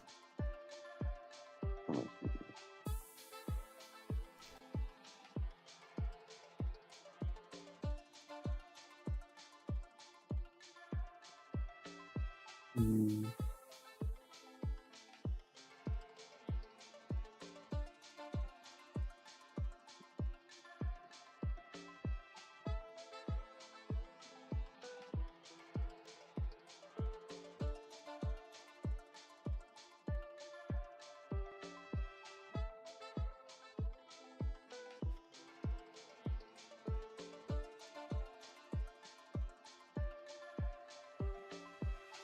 It's funny, it's this late in the game, and like I'm still sitting here like there's actually a reasonable number of options, like things that you could do here. Yeah. Who are you activating, or have you decided yet? I think yeah. Yeah. I'm gonna do the cultist. I'm gonna make a play. So I'm gonna move the Hedron there, and then he's gonna move there, and we'll see what happens with the leaving engagement. Oh, the LEA. Oh, you're risking it. Oh, Okay. you want to do all that? I don't see why you go for an LEA, frankly. I You mean, don't want to attack the Hedron. He just wants to try and blow it up. Yeah, that's all there is to it. you not attack the Hedron from next to the Geist? No, you can't. That's what we were just talking Because about. I'd be engaged with the Geist. Because you can't. You're not engaged with Hedrons ever. Because like they're not. Oh, that's what you guys were arguing about. All right, Yes. that's mine. I tuned out because I was writing something. Okay, Word. here's an LEA. Oh, Oh, he got away. punished, bro. Never Super punished. I mean, So hey, now, okay. you know what? I made the right play of putting the Geist there in the first place. That's true. I You mean- did actually. Yeah. Like, all I care about is if the plays are good, not if the luck is good. Yeah. What do you call it? As soon as I missed the turn 7 win, as soon as I missed the turn 7 win, I was pretty much like, I don't deserve to win this game anyway. The turn. Yeah. Was it turn 7? Turn 9? Either way, dude. He whiffed. You're fine. 4 blanks. Very funny. Okay. What is the chances of that? So now I get my lead power, right? Hang on. Yeah. Arcanis, are you done with your turn at this point? Yeah. Yeah. All right. Turn 19. There's a chance of rolling nothing. Well, I mean, you still had 2 toughness, yeah, so it was 4 versus 2. Yeah. Yeah. Oh, I lost the chances because I started typing notes. All right, whatever. Okay, so I'm Should have obviously been gonna we run down to most of Kiora. Oh my gosh. So Kiora's gonna have an extra power, so she's gonna be shooting for 7 from height. She's insane. Mhm. Holy crap. So we're gonna activate her. So first, carry from waves is gonna push this nerd over here. Yeah. And if we're playing with this engagement rule, that prevents your cultist from really pressuring the Hedron any longer. Yep. Actually, well, no, you can't. I mean, this would. Yeah, that's probably the right thing to do. Yeah. Because, I mean, yeah. I mean, it would, if he wanted to chance another LEA on with the, I mean, he wouldn't do that. Like, he simply would not do that. So actually, what I want to do is do this so that his captain can't attack it. That's the move. I can move this. I do not want to. So I won't. But then, oh no, I can't because it's fucking carried from waves anyway. Alright, so now Kiora wants to shoot at the core cap, Mm-hmm. and she's gonna fire 7. Oh my gosh. That's a problem.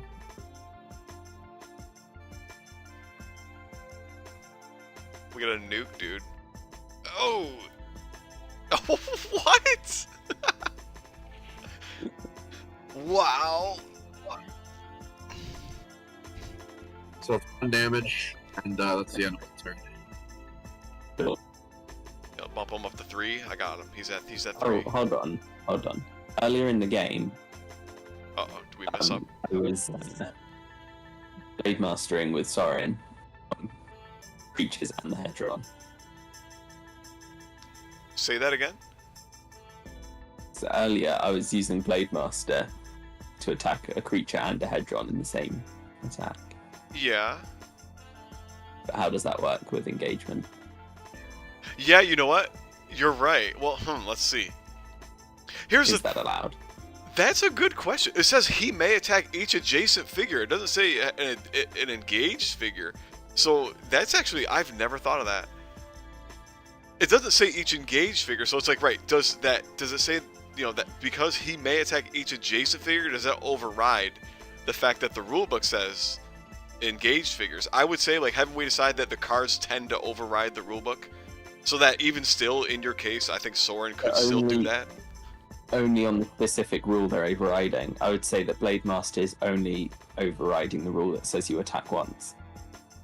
Yeah, well, That's an interpretation. That I would feel like you're interpreting it that way. But if you strictly look at it, if I put my Sorin in the middle of 6 figures, doesn't matter who controls the figures, it says I may attack each adjacent figure, even if they're all friendlies or all. In my mind, when I see you may attack each adjacent figure, I take that to mean it doesn't matter if you're engaged with all of them or none of them. Like, if you're adjacent to them, you can attack them. That's how I see it. I think I agree with UM, but this rules question has gone from a hexagon to an octagon, bruh. Yeah, it has. That's something we should probably chat about more. But I think we should play it as we've played it. Okay. Which is that Blade Master is overriding whatever adjacency rule you guys agreed on. Okay, sure. You're activating. In that case, I will activate Sorin, and let's try and deal with some of these squads. I think that's a pretty good play. Let's see. And I don't want to derail. Maybe we'll talk more after, but maybe this is a point to bring up after the game. What about also, like, if you get range +1 with Blade Master? That might also be fun, but just maybe some food for thought in the future. I'll add that notes. Blade Master is only adjacent figures. That's true. Anyway. Yeah. I wonder if there's room for shenanigans there. That's all. Yeah. I'll put it in the notes. Yeah, thank you.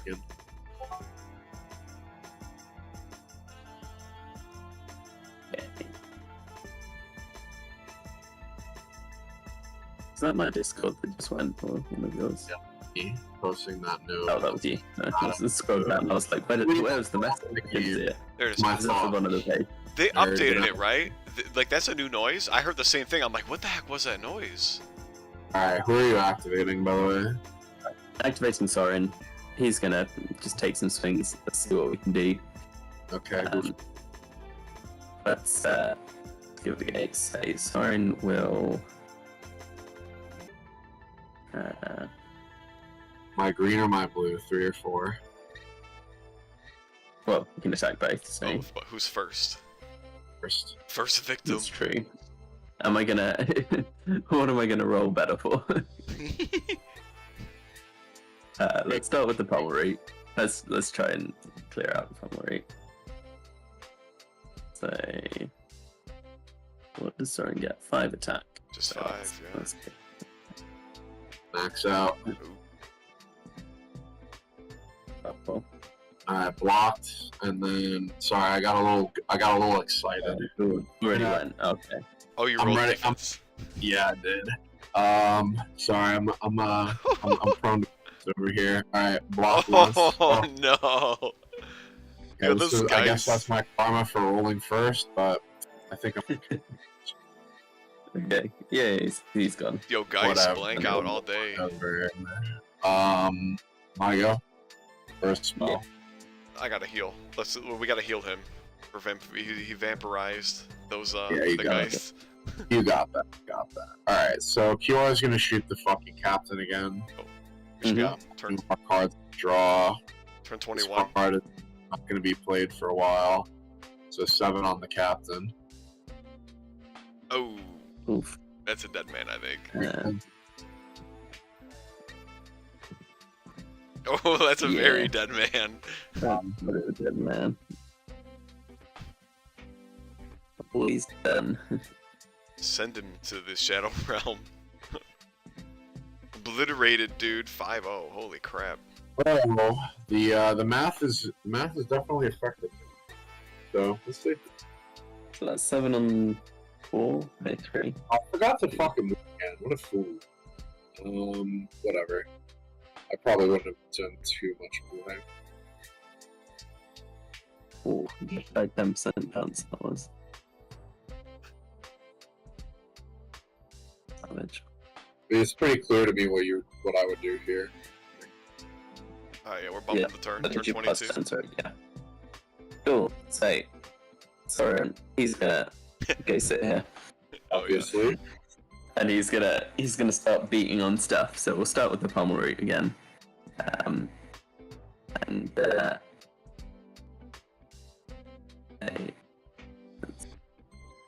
was it 5? Did you already shield it? He did. I did. I'm moving quick, bruh. Okay, he's 2 damage. Oh, not quite done yet. And then I'll attack the Hedron as well. I'd have rather that died now. Uh-oh. Uh-oh. I think he's about to die. It's all that matter.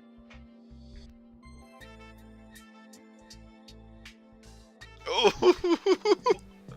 Hello. That's so close. So. Right. My turn. Yeah. All right. Well, I have to make the play that gives me the best chance of winning. So we're going to Kiora. We're gonna carry this guy by waves over here to Croc, or to your. Actually, no, to here. I guess. I forgot. To here. Stretch him. Because all my only choice, because you're pretty likely. What's 5 on 2 to deal 1? It's got to be like really high, I'm sure. 4% or some shit. Here, let me pull it up. 5 is against 2. 84. Yeah, I got 84. 85%. So I think 84.70. the move here is to bust the Leaf Arrow and roll 8 damage on Soren and hope for the miracle one shot. So yeah. Yeah. Okay. You'll Oh, need to do that 5 might damage. do it. Ooh. Oh, that might Oh. do it. That's a good start right there. Oh, so close. So close. Gotta admire the gumption. Just hanging on by a thread. You want to just roll your 80% to win right here? But, okay, activates. Or should I activate the cultist, maybe? Well, you know what? You're right. There's a choice to be made here. Yeah, you don't have a squad creature anymore, so I can't even You have a go squad. hunt down another cultist. Oh, I do. You do. Oh, I could come round and try and attack and get another cultist back. Take an LEA. 1, 2, 3, 4, 5. That would be a play. No. Yeah, well, I activate Soren. I am going to go Pummel Root first, though, because I want to heal him. So, Try not to blow yourself up. let's go. 5 attack. What's the Pummel Root rolling? Oh. Yeah. And... Here's the roll that matters. You got fucking dude. Straight to the Shadow Realm. See it. Oh, I can live! I did not. Oh, Exactly. Okay. Lethal. No trample. Word. I was really hoping that the trample would fucking kill Soren, which would have been really funny. yeah. Damn. I had a few very close chances. Obviously, when I miss an immediate win, I don't deserve to win the game anymore. That was a fun match, and I guess, we got to see a few different phases of the game, which was good for a playtest. So, in a way, it's you missed that auto win, but with the I was aside from that, it actually felt quite close, I think. Yeah. I mean, between the glyphs, the road, and the Hedrons, we have quite the dynamic map here. This is very nice. Yeah. I like it. Yeah. I What do you think of do. the new move, Arcanis? Oh yeah, go ahead, Arcanis. What are your thoughts? Oh, sorry, that all came through together. Oh. What do you guys think? What are your Move, thoughts? new move rules. Yeah, I like it. So, initially I was thinking, the Hedrons were, too mobile. I think at the beginning it felt a bit like they were just flying across the map. But I think maybe because I haven't played this before, I think I should have focused more on dealing with the Hedrons themselves earlier in the game. You did. You did I that. wasn't thinking about that. Yeah, I think the first few moves I wasn't really thinking about it, and then I was like, actually, no, I've got to just focus on those. Yeah, you adapted to that quicker than I adapted to killing the cultist. So Those cultists really bit on you. your Yeah. part. Yeah. And so yeah, so like I think it started off where I was like, this feels a bit uneven. Like surely you're just gonna get the Hedrons in place really quick. But then I think after I changed tacks with that, got a bit more defensive. Yeah, it is cool in that regard. It ended up coming down to like just die rolls in combat and positioning towards the end. So I think like it felt quite good. Like there were plays to be made on both sides. Yeah, obviously, I had a project self-empowered rollout, and Kiora herself is quite good. Yeah. But I think that those roads definitely need to be there so that, what if you're fucking Chandra and you've got to defend? Like, you need to be able to get in there to start moving shit around. Yeah. Yeah.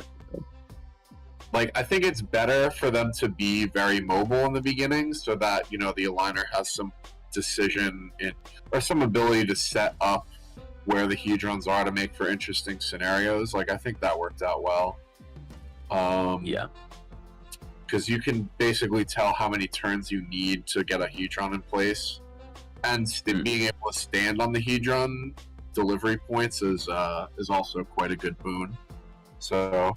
I still question that the whole stand on the Hedrons. Like, I'm not on the Hedron delivery points. I'm not gonna lie. Like, I was kind of hoping, Don, that you would eventually give up on trying to push through all of his crap there. Like, he had his entire army, like, just swarming that point. I was kind of hoping you would go down here because I felt like when it was here and push it there. Maybe. Because, yeah, like, there was at least once or twice in the game, I was like, I in my head, I'm like, yo, fuck trying to fight through all of his stuff there. Like, I would have made Arcanis, I would have done something to try and send something, like, around the right side and, like, to try and split him up a little more. But I don't know. If that's the right play or what. But for me, like, sorry, just trying to jump back, like, the whole... happen, but I know what I would have done in that scenario. I don't think it would have changed much, because all I would have to do is chase the Hedron, move it so it would take 2 turns to get to its alignment spot, so you wouldn't ever be able to do it, and then just keep hitting it. Push it away. Yeah, the problem with I mean, it's I'm glad that there are 3 points so that play can be considered. The problem with that in this game was that at that time that you're talking about, that at that point you're saying like, if I went down your line, I could have gone Necro Alchemist to kill the cultist, which would have been nice. Yeah. And if I start moving my Hedron along that line, thing is, he still had Core Cap, and Core Cap is kind of a counter to that specific strategy. You know what I mean? Right. Just the fact that Core Cap can very mobily, very easily move a bunch of Hedrons around. He could respond very easily to a play like That's that. True. Which is a thing. My Omnixilis. Kill the Core Cap. And yeah, Omnixilis is the same thing. Did it, and I came close to killing Soren too. So with flying, can they push while they're flying? I've been playing like that they can. Like, I've been playing Omnixilis, and I'm like, yo, yeah, he's ultra annoying for the same reason. And I didn't even think of that. Like, of course, I didn't think of Core Captain having more move and power than Omnixilis, most of the time. That he's, like, basically Omnixilis on steroids, although he's less tanky, I guess, than Ob is. Yeah, I mean, if we were to nerf flying in that way, it would kind of feel unfair. It would feel like a buff to Kiora by nerfing flying, which is a more readily accessible ability. Like, 3 colors get it. Yeah, and we got our stealth flying guys that we're introducing. Just for me, I kind of feel like I wanted to nerf flying to say you couldn't push a Hedron if you were flying, but I don't think it's going to be terrible either direction, so I don't mind keeping it this way for now. Yeah, I think we err on the side of keeping them mobile because that's where the fun is, Yeah. Although there is the concern about how, a turn 9 win was possible, so... That's because of the telekinesis glyph, though. And project self, of course. Yeah, project self probably. Now that's gonna be. I feel like it's way harder to analyze, at least for me personally. But telekinesis, I think, is way stronger than. Yep. Well, I don't know. It's just really strong. It's stronger than I think most of us give it credit for, like just by looking at it, like on paper. Well, it would be the fastest, right? Because in theory, you could be Yeah, be a blue planeswalker. Summon a creature further out. On your next turn, move, like project self across the map. Summon a squad in ideal positions. Yep. So that on your third turn, you could move the Hedrons. Is it possible to get all the Hedrons into place in a single turn with a 3-man squad? That sounds like a really fun puzzle. If it is possible, it's probably with Kiora, like especially like getting like Titanic Growth or Overrun in the picture. It's probably blue or green, or I should say it's blue. Like it's either one of the Jaces or Kiora. Like mixing green in to get the power buffs, because blue doesn't have a lot of that. Yeah, I think green. If anyone could do it, it's probably Kiora. But I haven't tried a lot of that yet. That sounds like a theory craft puzzle. I'm down to give that one a try. There's a blank map somewhere around here, right? I don't know. There probably is. I mean, I can just duplicate if you wanted me to duplicate one, like real quick. Yeah, there is.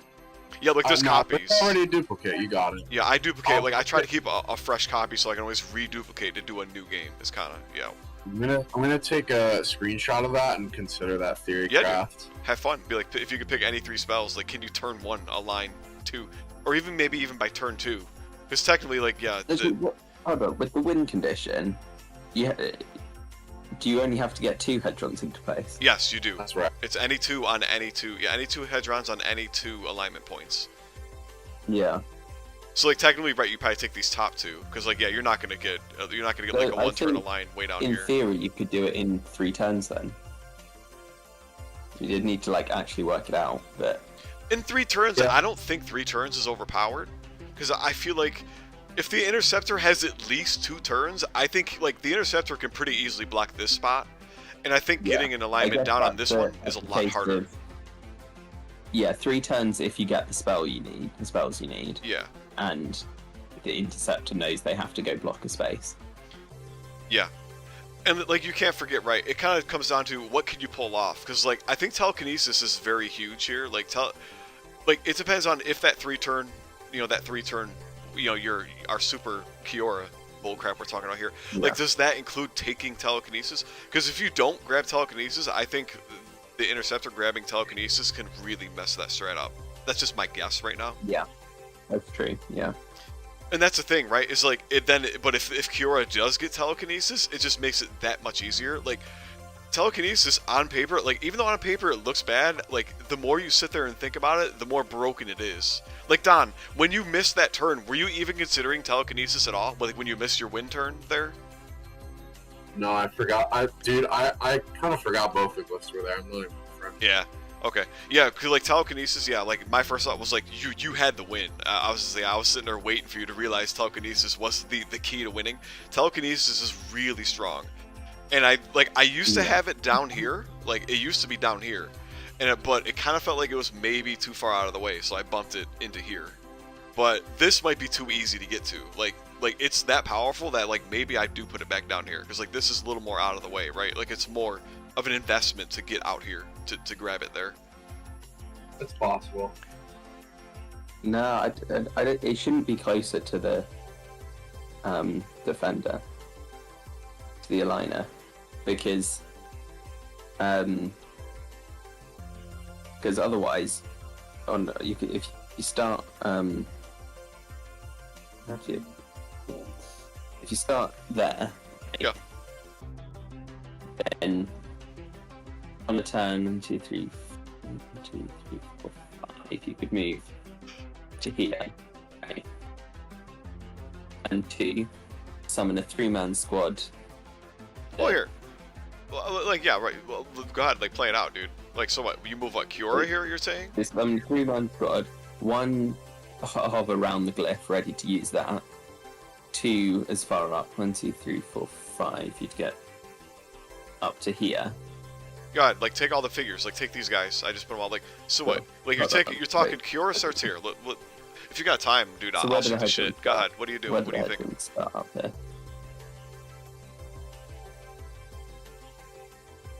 What were the starting positions? Oh, that's a good question. Let me go look at them real quick. I mean, Kiora starts next to the tower. Here, I'm gonna get a Yeah, picture I of mean- it real quick. Hang on, and I'll set it up real quick. I'm sorry. Alright, let me I'm join not back. going to spend too much time on this theorycraft right now. I'm gonna hard stop myself at 11 here. Where? This is where they So- were, Arcanis. I got them all in the same spot now. Obviously, project self essence flux is the best, most action here. So she could be. Oh, I'm on the wrong fucking board.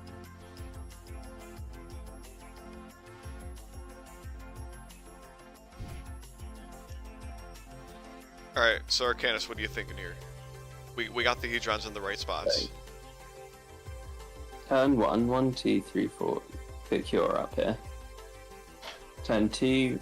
1, Summon 2, stuff. 3, 4, 1, 2, 5. So 3, like you're 4, saying like 5. 5, right? So like 5 you go here, because like you're stepping up out of the water, right? Oh yeah, sorry. So 1, 2, 3, 4, 5. 1, 2, 3, 4, 5. And 1, 2, 3, 4, 5. So you can summon like that, Uh-huh. and then turn 3. How much power have Pummel's got? 4 power. Say.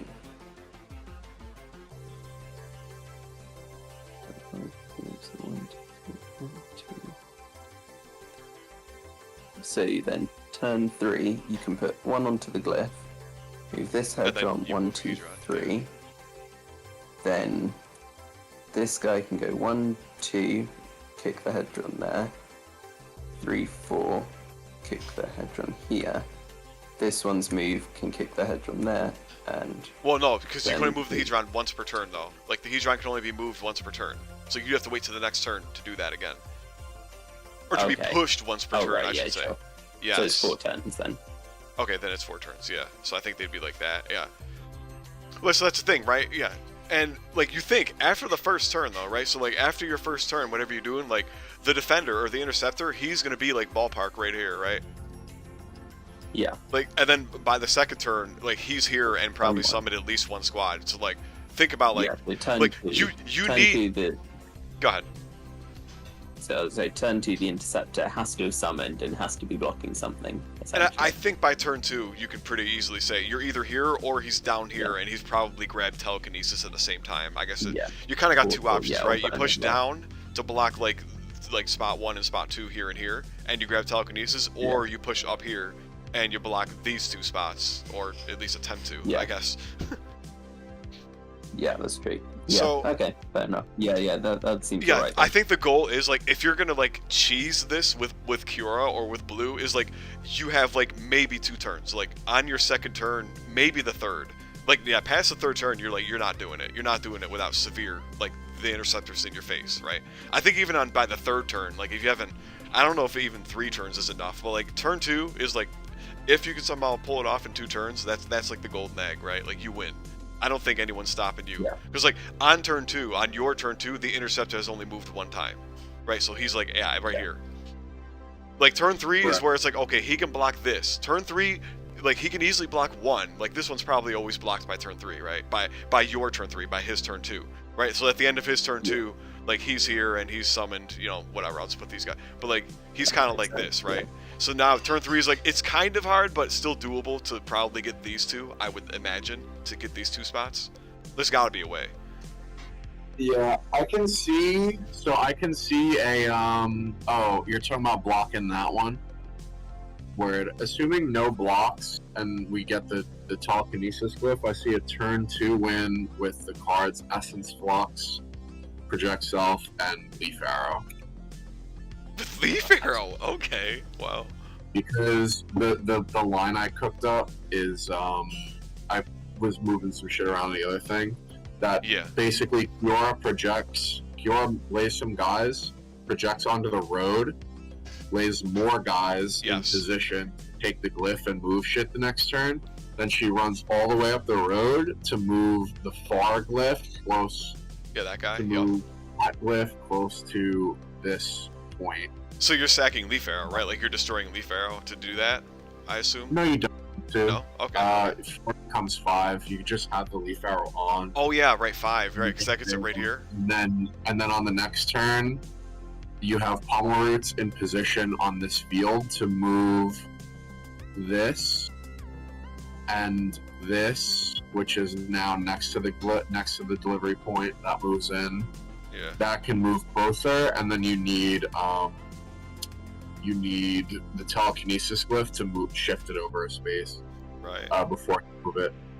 So it's a turn 2 is possible, but it's those specific cards with no interrupt, no stealing the glyph or standing on that square there.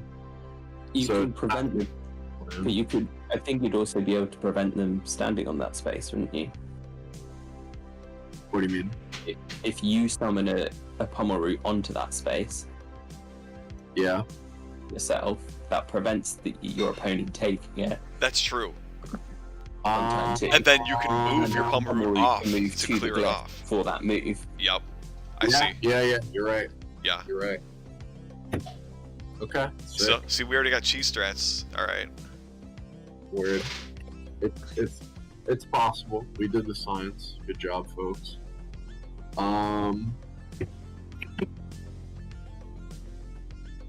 Cool. AKA, we need to ban project self from this scenario. That's part of the scenario. You can't use project self. Oh my gosh. We ban twin flame too. I don't know. The royal prevents it. Royal prevents projecting yourself. That's funny. Definitely. Well, we could consider it. I wouldn't. I don't know if I'd consider that like that badly. I don't know.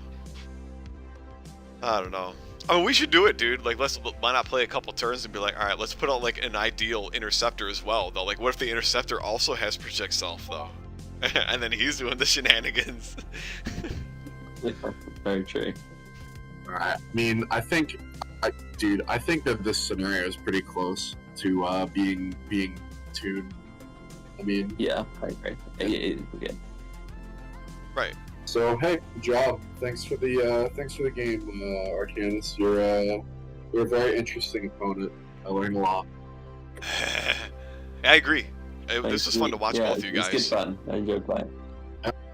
And you have some great moves. You made me think. Well, I'm glad that we can do that for each other.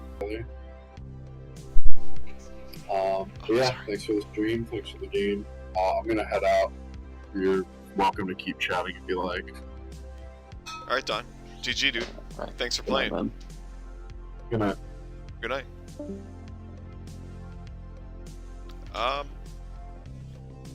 Let's see. Yeah, the way you guys played, I thought that was very interesting, entertaining. I typically don't try and blow up the glyphs, or I mean the Hedrons, unless it's like last ditch effort. But most of the time, I'm not blowing up the Hedrons.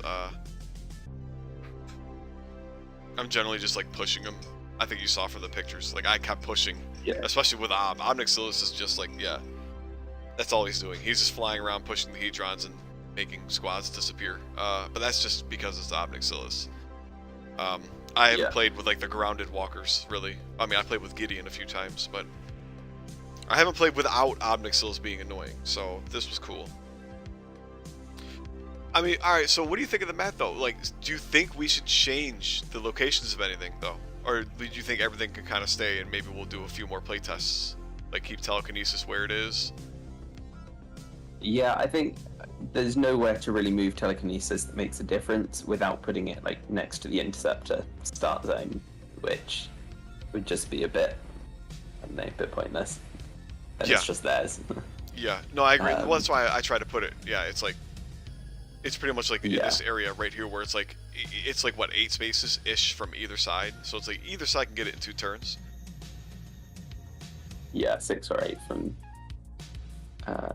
aligners. Yeah. So yeah, I think that's right where it is. And yeah, I like the positioning of the Hedrons. And it didn't quite clock to me before, but the orientation of the hexes means that you have to move every Hedron at least twice, which is nice. Yeah, currently, because I tweaked it a bunch, because at least twice, I guess, unless telekinesis. Oh, telekinesis still moves it, But I mean, I specifically, all right, so we have push, right? Like it says when you put, you can push it, yada yada, and it says you can only push the Hedron once per turn. And that's intentional, so that way you can say like the Hedron can move multiple times per turn. It just can't be pushed multiple times. But yeah, like, right, the way they are right now, unless you grab telekinesis, right, each one, it takes at least two pushes to align. Yeah. Because yeah, I think one of the first things I tried was Ruiner and Titanic Growth, or at least I theorized it, like we were kind of talking here. And like I had it where like they could be lined up, and I was like, wait a minute, like if I just get Ruiner or Titanic Growth, I can push it 9 spaces and I can literally align it in one move. I'm like, I don't really want that. Even though that's like super, hyper specialized, that's still like those are Ruiner and Titanic Growth are things that are very common in my opinion. Like they're very good. Yeah. I think this alignment point might be a little too far out of the way. I'm not 100% on that, but you guys mostly ignored it.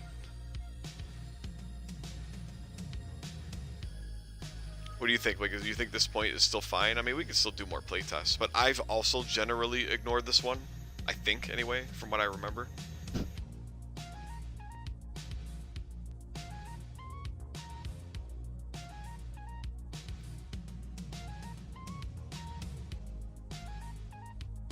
Like, move it a little closer, you think? Or do you think it's fine? Just screw it?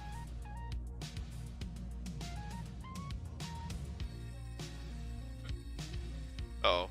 Mic check? Yeah. My bad. I don't know. Sorry, say that again?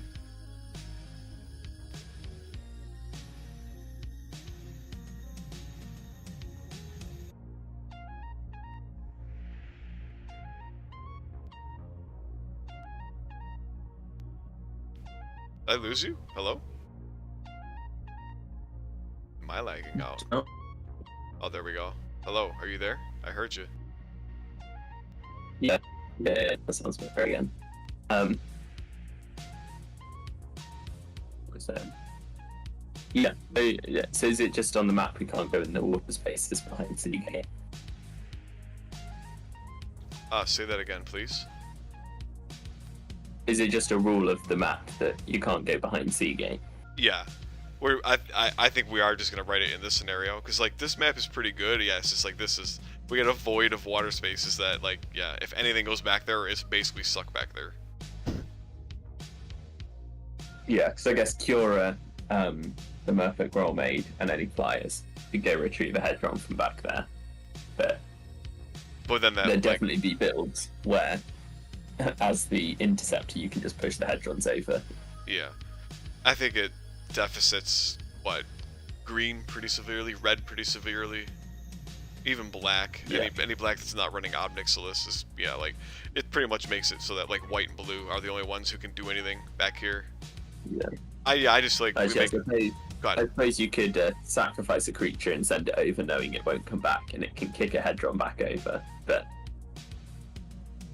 Yeah, only for it to barely make it back, like you maybe push it 3 or 4 spaces, and then the guy just pushes it back across. Yeah, and then it's the whole thing of you have to walk through the water 1 space at a time. There's just too many. There's too many headaches. So for me, it's like nothing ever enters these water spaces. These are just aesthetics and nothing more. Yeah, I agree. Like, Hadrons can't go back there, figures can't go back there, nothing goes back there ever. If it does, I don't know, it stops on the Seagate instead. Yeah. I think it would be nice to, like, maybe put something in these corners so they're not so harsh, but... which corners? Say... like, you can long click. Yeah, there you go, okay. I see. So it feels very square at the moment, but I can see what we can do about that. Yeah. Yeah, the range glyph might need to move. I don't know. Like, if you move the range glyph, I don't feel like it looks too bad.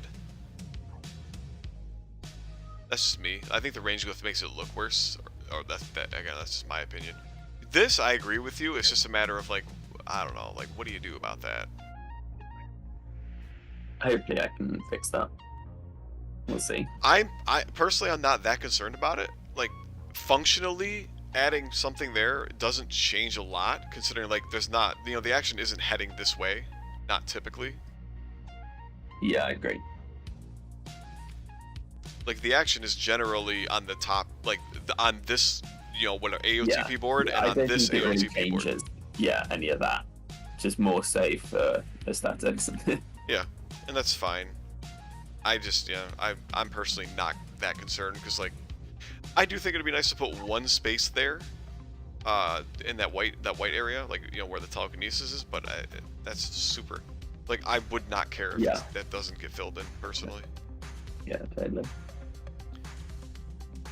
But the delivery point, I think that I tried to bring up, and like you cut out or something. This delivery point, this bottommost one. Do you think this should be moved a little closer, even like one space closer, or like just leave it for now? I think it's good for now. Like, how many? Yeah, I think because it's pretty much going to be 2 moves away, wherever it is down there. So it's not like moving it by one space is going to make a mechanical difference. It's a possibility that it makes it easier to shove a Hedron from like over here, though, right? Like the difference of what? Like if I have a Hedron right here, right? The difference of 1, 2, 3, 4 to get to here versus 5 is literally a Pummeroot makes it versus a Pummeroot doesn't make it, right? Like can make the push. Yeah, right. So, maybe that's too easy though. Maybe it's too easy to pull that off, but I don't know. That's fine. I'll leave it. Yeah, I'll leave it for the time being. I just figured I'd ask your opinion. Yeah. I just think my gut says that, again, for my like 3-ish playtests, I haven't really been using this down here. At least I don't think. I'd have to go reread. Maybe a few more games will help shake that out a little bit, though. Yeah, because I guess it's you tend to aim for the top 2 because they're the closest. But then if the interceptor's camping out around 1, you divert down to the bottom. Yeah, that's kind of the point of it. Yes, because again, like the camping is what I personally was annoyed with. I don't think it's very cool. Which you guys kind of still went there with that, but I think the game was interesting enough nonetheless. But you camped like your entire army basically on top of that, and Don just fought you for it. Right, it's just so when I get the feeling that like Don just, I don't know if like he just thought it wasn't worth the effort, and that, you did have the core captain, which definitely kind of makes this, when you have a giant flying guy with huge power and huge move, I guess that's a very good point, and maybe he considered that. I certainly wouldn't have. Like while I was watching him, I was just like, why doesn't he go to the bottom one? But maybe like it sounded like he very clearly saw that, and I agree with him after he justified him not going for this with that. I guess it just might come down to like get the flying figures out. Like I got to try some playtests with less flying figures. It also might be a good point to be like, okay, maybe we really do need to nerf flying figures though. Like that's still something that's still on my mind, that like maybe we prevent flying figures from pushing Hedrons. Like it might make that work a little better. Yeah, maybe they have to walk to push them. Yeah. But then thematically, I don't think that works very well. Exactly. I kind of agree. I'm not super sold yet, but I do think it's a distinct possibility to help balance. Like, I think the Flyers do feel particularly overpowered when it comes to being the interceptor. That it's just like you can just fly, punch the Hedron away without engaging anything that might be near it, and then fly back, right? Like fly back to where you were defending, and it's like, it becomes you kind of have to like zero in as the aligner. You have to zero in on the flying guys and deal with them. And maybe we want that to be a part of it. Like we're introducing stealth flying guys, like those stealth flying guys, which honestly we probably should playtest them more here too. But it's like they might be particularly good for this. That they're never going to take leave-in engagements while they're doing that, which is kind of funny. Yeah, because even if you made it that flies either have to walk or have to land to move the Hedrons, the stealth flies are still going to be just to swing you with it. That they have to walk or they have to land. That I don't think they'll be swingy. Wow, what do you mean? Well, as in, like, that doesn't remove the issue from this map because stealth flying exists. All right. I mean, I hear you, but I still don't fully understand. What do you mean? The issue exists. How so? If they can't fly, they take LEAs if they don't fly, right? Oh, the stealth flying. Oh, maybe actually, yeah. They do. Because, well, at least yeah. if we copy HeroScape's wording, it says that when you start to fly, you don't take LEAs. But at least the way they play, and again, maybe we can hash out if we want to change the wording, but the way they play, like, because it says when you start to fly, you don't take LEAs. Well, if you walk, guess what? You don't have disengage. And since you're not flying, you're not stealth flying, so now you're taking LEAs. So, yeah, like... Yeah, that makes sense, actually, and the thing that comes next is the Leyline Phantoms. Like, they have the Phantom Walk, where they can just walk through figures. Like, they're going to be stealth flying, but on the ground instead, basically, right? They can walk through figures, they never take LEAs. Like, then that'll become... I wouldn't really want to nerf them, though, personally, but, like, I can see nerfing flying. I wouldn't see nerfing the Leyline Phantoms. I don't think flying really needs dealing with. Like, I think it works. It's probably okay. Yeah. But yeah, the Leyline Phantoms... If your opponent has flying, then that's something to deal with, because that would be their tactic. Yeah, that just might be what it boils down to, is like, alright, that's just part of, like, the meta of this game mode, is that, like, flying figures are... I mean, I feel like flying figures are already really good in AOTP, but I guess in this particular scenario, they're even better, at least if the Interceptor has them. I don't think flyers are as good for in the aligner's hands, although I haven't really tried much. I don't think I've tried any, have I? I don't think I have. Maybe that's something I should flip just for the fun, but I'm pretty sure it's that as the Interceptor, because you can, like, fly forward, push a Hedron, and then fly back, and, like, not go through all the engagements and, like, ignore all the other guys' figures, that it makes it so much easier to defend, like, to intercept effectively. Yeah, for sure. Whatever. Yeah, I'm glad you guys feel like this is in a pretty decent spot. Like, this was a close game. I think y'all had a good game here. So, damn near bedtime for me. Final thoughts from you, or anything else you'd like to bring up here? The only other thing I was considering was trying to make a ring out of the Hedrons when they're all aligned with the static ones, but I tried. It was I definitely thought of that, because I was like, wait a minute, how do you make it? Yeah, I was like, how do you make it look like you're aligning and making something out of them? But I'm sure there's a way to do it, and I probably should spend more time, but I'm very happy with the way this currently is laid out. Yeah. That I wouldn't really want to spend the time to do that anymore.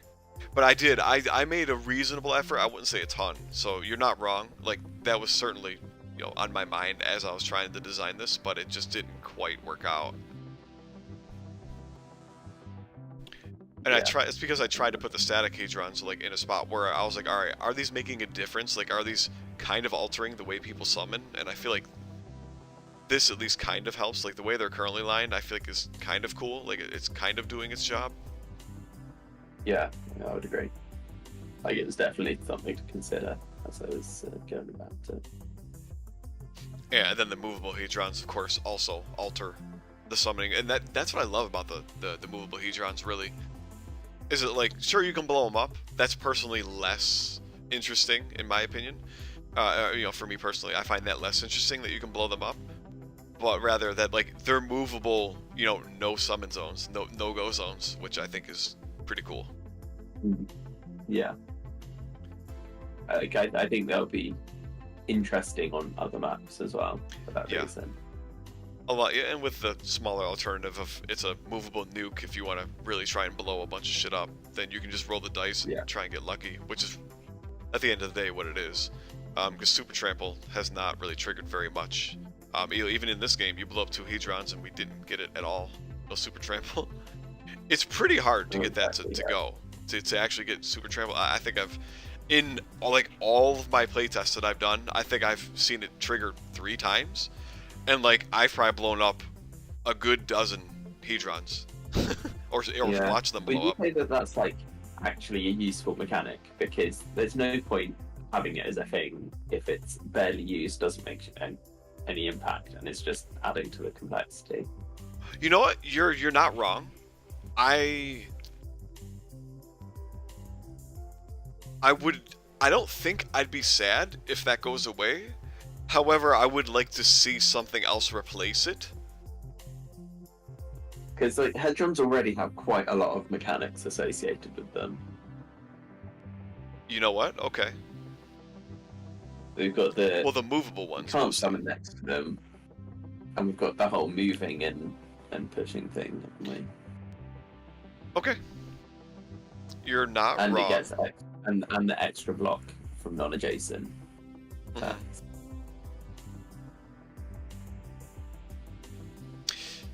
You're not. Yeah, you're not wrong. I'm not too attached to it. Like, if you would really want to get rid of the super trample, like the whole, hey, this thing's the thing's blowing up and harming the figures. I wouldn't. I wouldn't fight it too hard.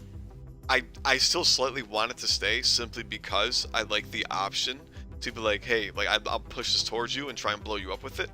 Not on this particular scenario, of course, but on other maps. Yeah. The true. more interesting mechanic is absolutely that it's a pushing, that I can push it and make a no-go zone. That's me personally. But I still like that, like, there's the option that I want to, I could push it and try and blow you up with it. I think that's less, again, like when you're fighting through something that has 3 life and 2 toughness, it's like more times than not, I'm going to be trying to kill your guy, not killing the freaking Hedron to then trample onto your guy, but Yeah. Well, it's. I think it's because trying to get any trample damage out of it is kind of hard. Like you have to.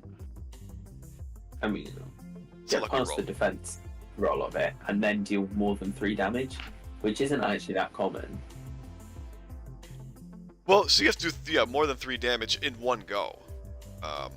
Yeah, exactly. Yeah, in one. Because well, what I'm trying to say is, like, if you weaken it, right? If it gets weakened, someone taps it for 2 damage, True. or even 1 damage, whatever, right? If it has one life left, suddenly something that has 1 life and 2 and 2 toughness is like, well, I mean, you see, like, your fucking Scourge Day cultists, they have 2 life 1 toughness, 2 life 2 toughness from Divine Favor, like, they get blown up easily, right? Yeah. So yeah, like, getting super trample through a 3 life 2 toughness figure, like, that's hard to trample through in general, yeah.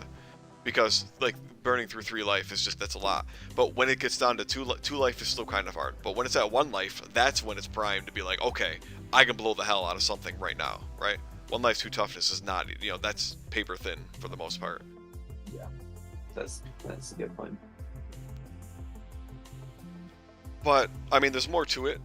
There's still more to it, and alright, I'm gonna try and formulate some thoughts, because there's more to it. I mean, for this scenario, right, it's like, super trample, I'm not sure how much it plays into it. For the I don't know.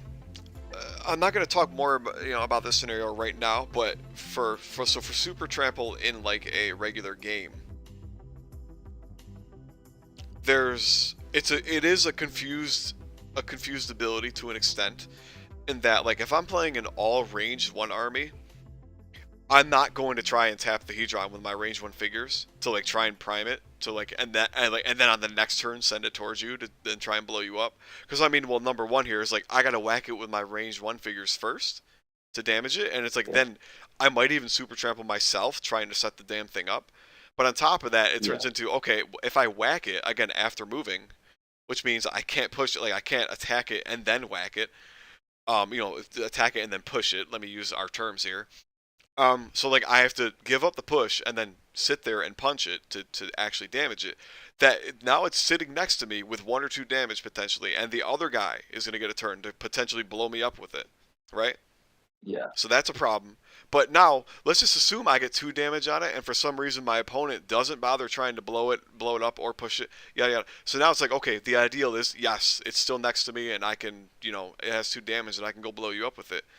Now it turns into, okay, I still, and again, pure range 1 figure, I still have to use my range 1 guy to push it towards you, and then walk up and still blow myself up, along with blowing you up. You know Yeah. what I mean? So it's like, And then, go well, ahead. even if you have a ranged figure to do that with, it's then getting the extra defense. Yeah. And if you were going to buff a creature to get enough power to consistently do some trample damage Yep.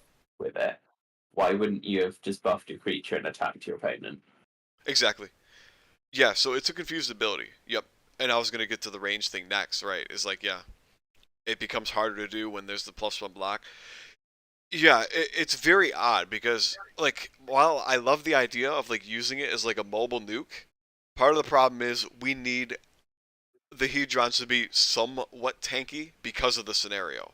So, yeah, they're, like, kind of a...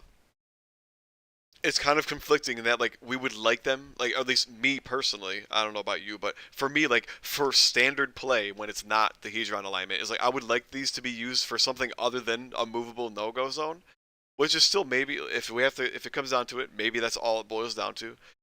But, like, I like the idea that it's like, alright, I got something else that I can, threaten you with, I got a bomb that I can threaten you with if I spend some resources to try and get it. To try and set that off. But it's just, I think the problem is it's like so random, and that it punishes range 1, which I don't like. I don't like punishing range 1 more. It's kind of a bummer. That it punishes range 1 more to like try and utilize the nuke effect, because then it's like, okay, now I gotta send my range 1 guy in to blow himself up in order to pull this off. Yeah, there's a lot of like your concern. I definitely hear it, and that's why it's like I wouldn't fight super hard if we got rid of it. Um, I would like to see what Don and Distraction think, but like if we bring all these points up to them, I think at least Don could see this. Yeah. Could see like everything we're saying, and I fully understand. I fully understand that like the super trample is probably going to be hard to use, and like I said, I've blown them up a dozen times or watched it happen a dozen times, and it's only blown up twice, I think. And wait, was the one game? I think the one game was the game I was playing with Shinobi, and I blew myself up. But it was intentional because I tried to kill the Hedron anyway. Like that's all I was trying to do. So I blew myself up, and it only like dinged me as the interceptor. It dinged me to literally push my own progress, right? To make my own progress. With Gideon, right? I used a range 1 because I was white. I had Gideon. Yep, and I was like, all right, I'm gonna blow up this Hedron. Yep, and I dinged myself. So yeah, it's confused, and maybe I'm going on. I'm like berating the point, but I hear you, and I could see us getting rid of that. I could definitely getting rid of the trample. Yeah. I think we should see what the other guys think about it. Let's bring it up. Sure. Maybe we'll have to write a message to Don or whatever, but maybe that's something we actually get rid of. Let's get rid of Super Trample.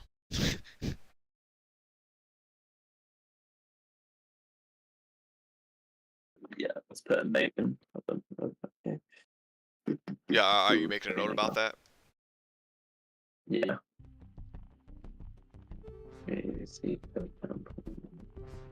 Because yeah, it's not a super, like, I like the idea, but yeah, the more I play, the more it's just like, it's not as usable as I had hoped. It's not like as, yeah, it's confused. It's unfortunately confused. Yeah, I'm not opposed to just dropping it and leaving the Hedrons as they are. Well, like, we can just rename Super Trample to Magical Interference or something funny. So it's just like, while rolling defense against non-adjacent attacks, it gets +1 block. And boom, that's the end of the ability, right? Yeah. Yeah, exactly. Do something like that. Okay. Yeah, I actually don't mind moving forward with that because I think it basically barely even, it basically doesn't really change. And if anything, it makes it easier for the interceptor to be like, you know, I'm gonna blow up the Hedron, and it's not like actively harming his figures to do that. Unless we want that to be something, you know, part of the motivation to be like, you know, do you use your range 1 guys to blow up the Hedron, or do you just push it away and do something else? I don't know. There is some give and take with that, but arguably it's probably better served that we get rid of the explosion aspect, but maybe we're missing something. Maybe maybe down or distraction have thoughts. So Yeah. See what they let's think. hear what they have to say about it. Yeah. All right. That was a very long, 15-20 minutes of final thoughts, but hey, dude, thanks Yeah, for playing. that was fun. It's great. It's Yeah, great I to. think I don't have anything else to add on this. Nice. Yeah, man. I gotta get my butt to bed here. I got 11:30. that's Oh, cool. you probably do as well. So, GG's, man. I Yeah. appreciate the time. Great to see you and Dom play. I'm glad everything went well here. So, have yourself a good night. Yeah, Hopefully- Angie, and I'll catch you later. Yeah, we'll see you around.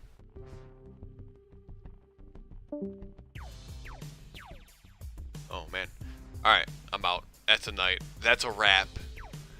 3 hours. Holy crap. I'm tired. I guess I should, the Discord. So, of course, we're on the Discord. Links in the description of the stream. Links to the Discord below. What else? Yeah, whatever. Leave a comment. Y'all love AOTP. Leave a comment. What do you think about our Hedron mechanics, our scenario? I gotta get to bed. My phone is calling me because it's 11:30.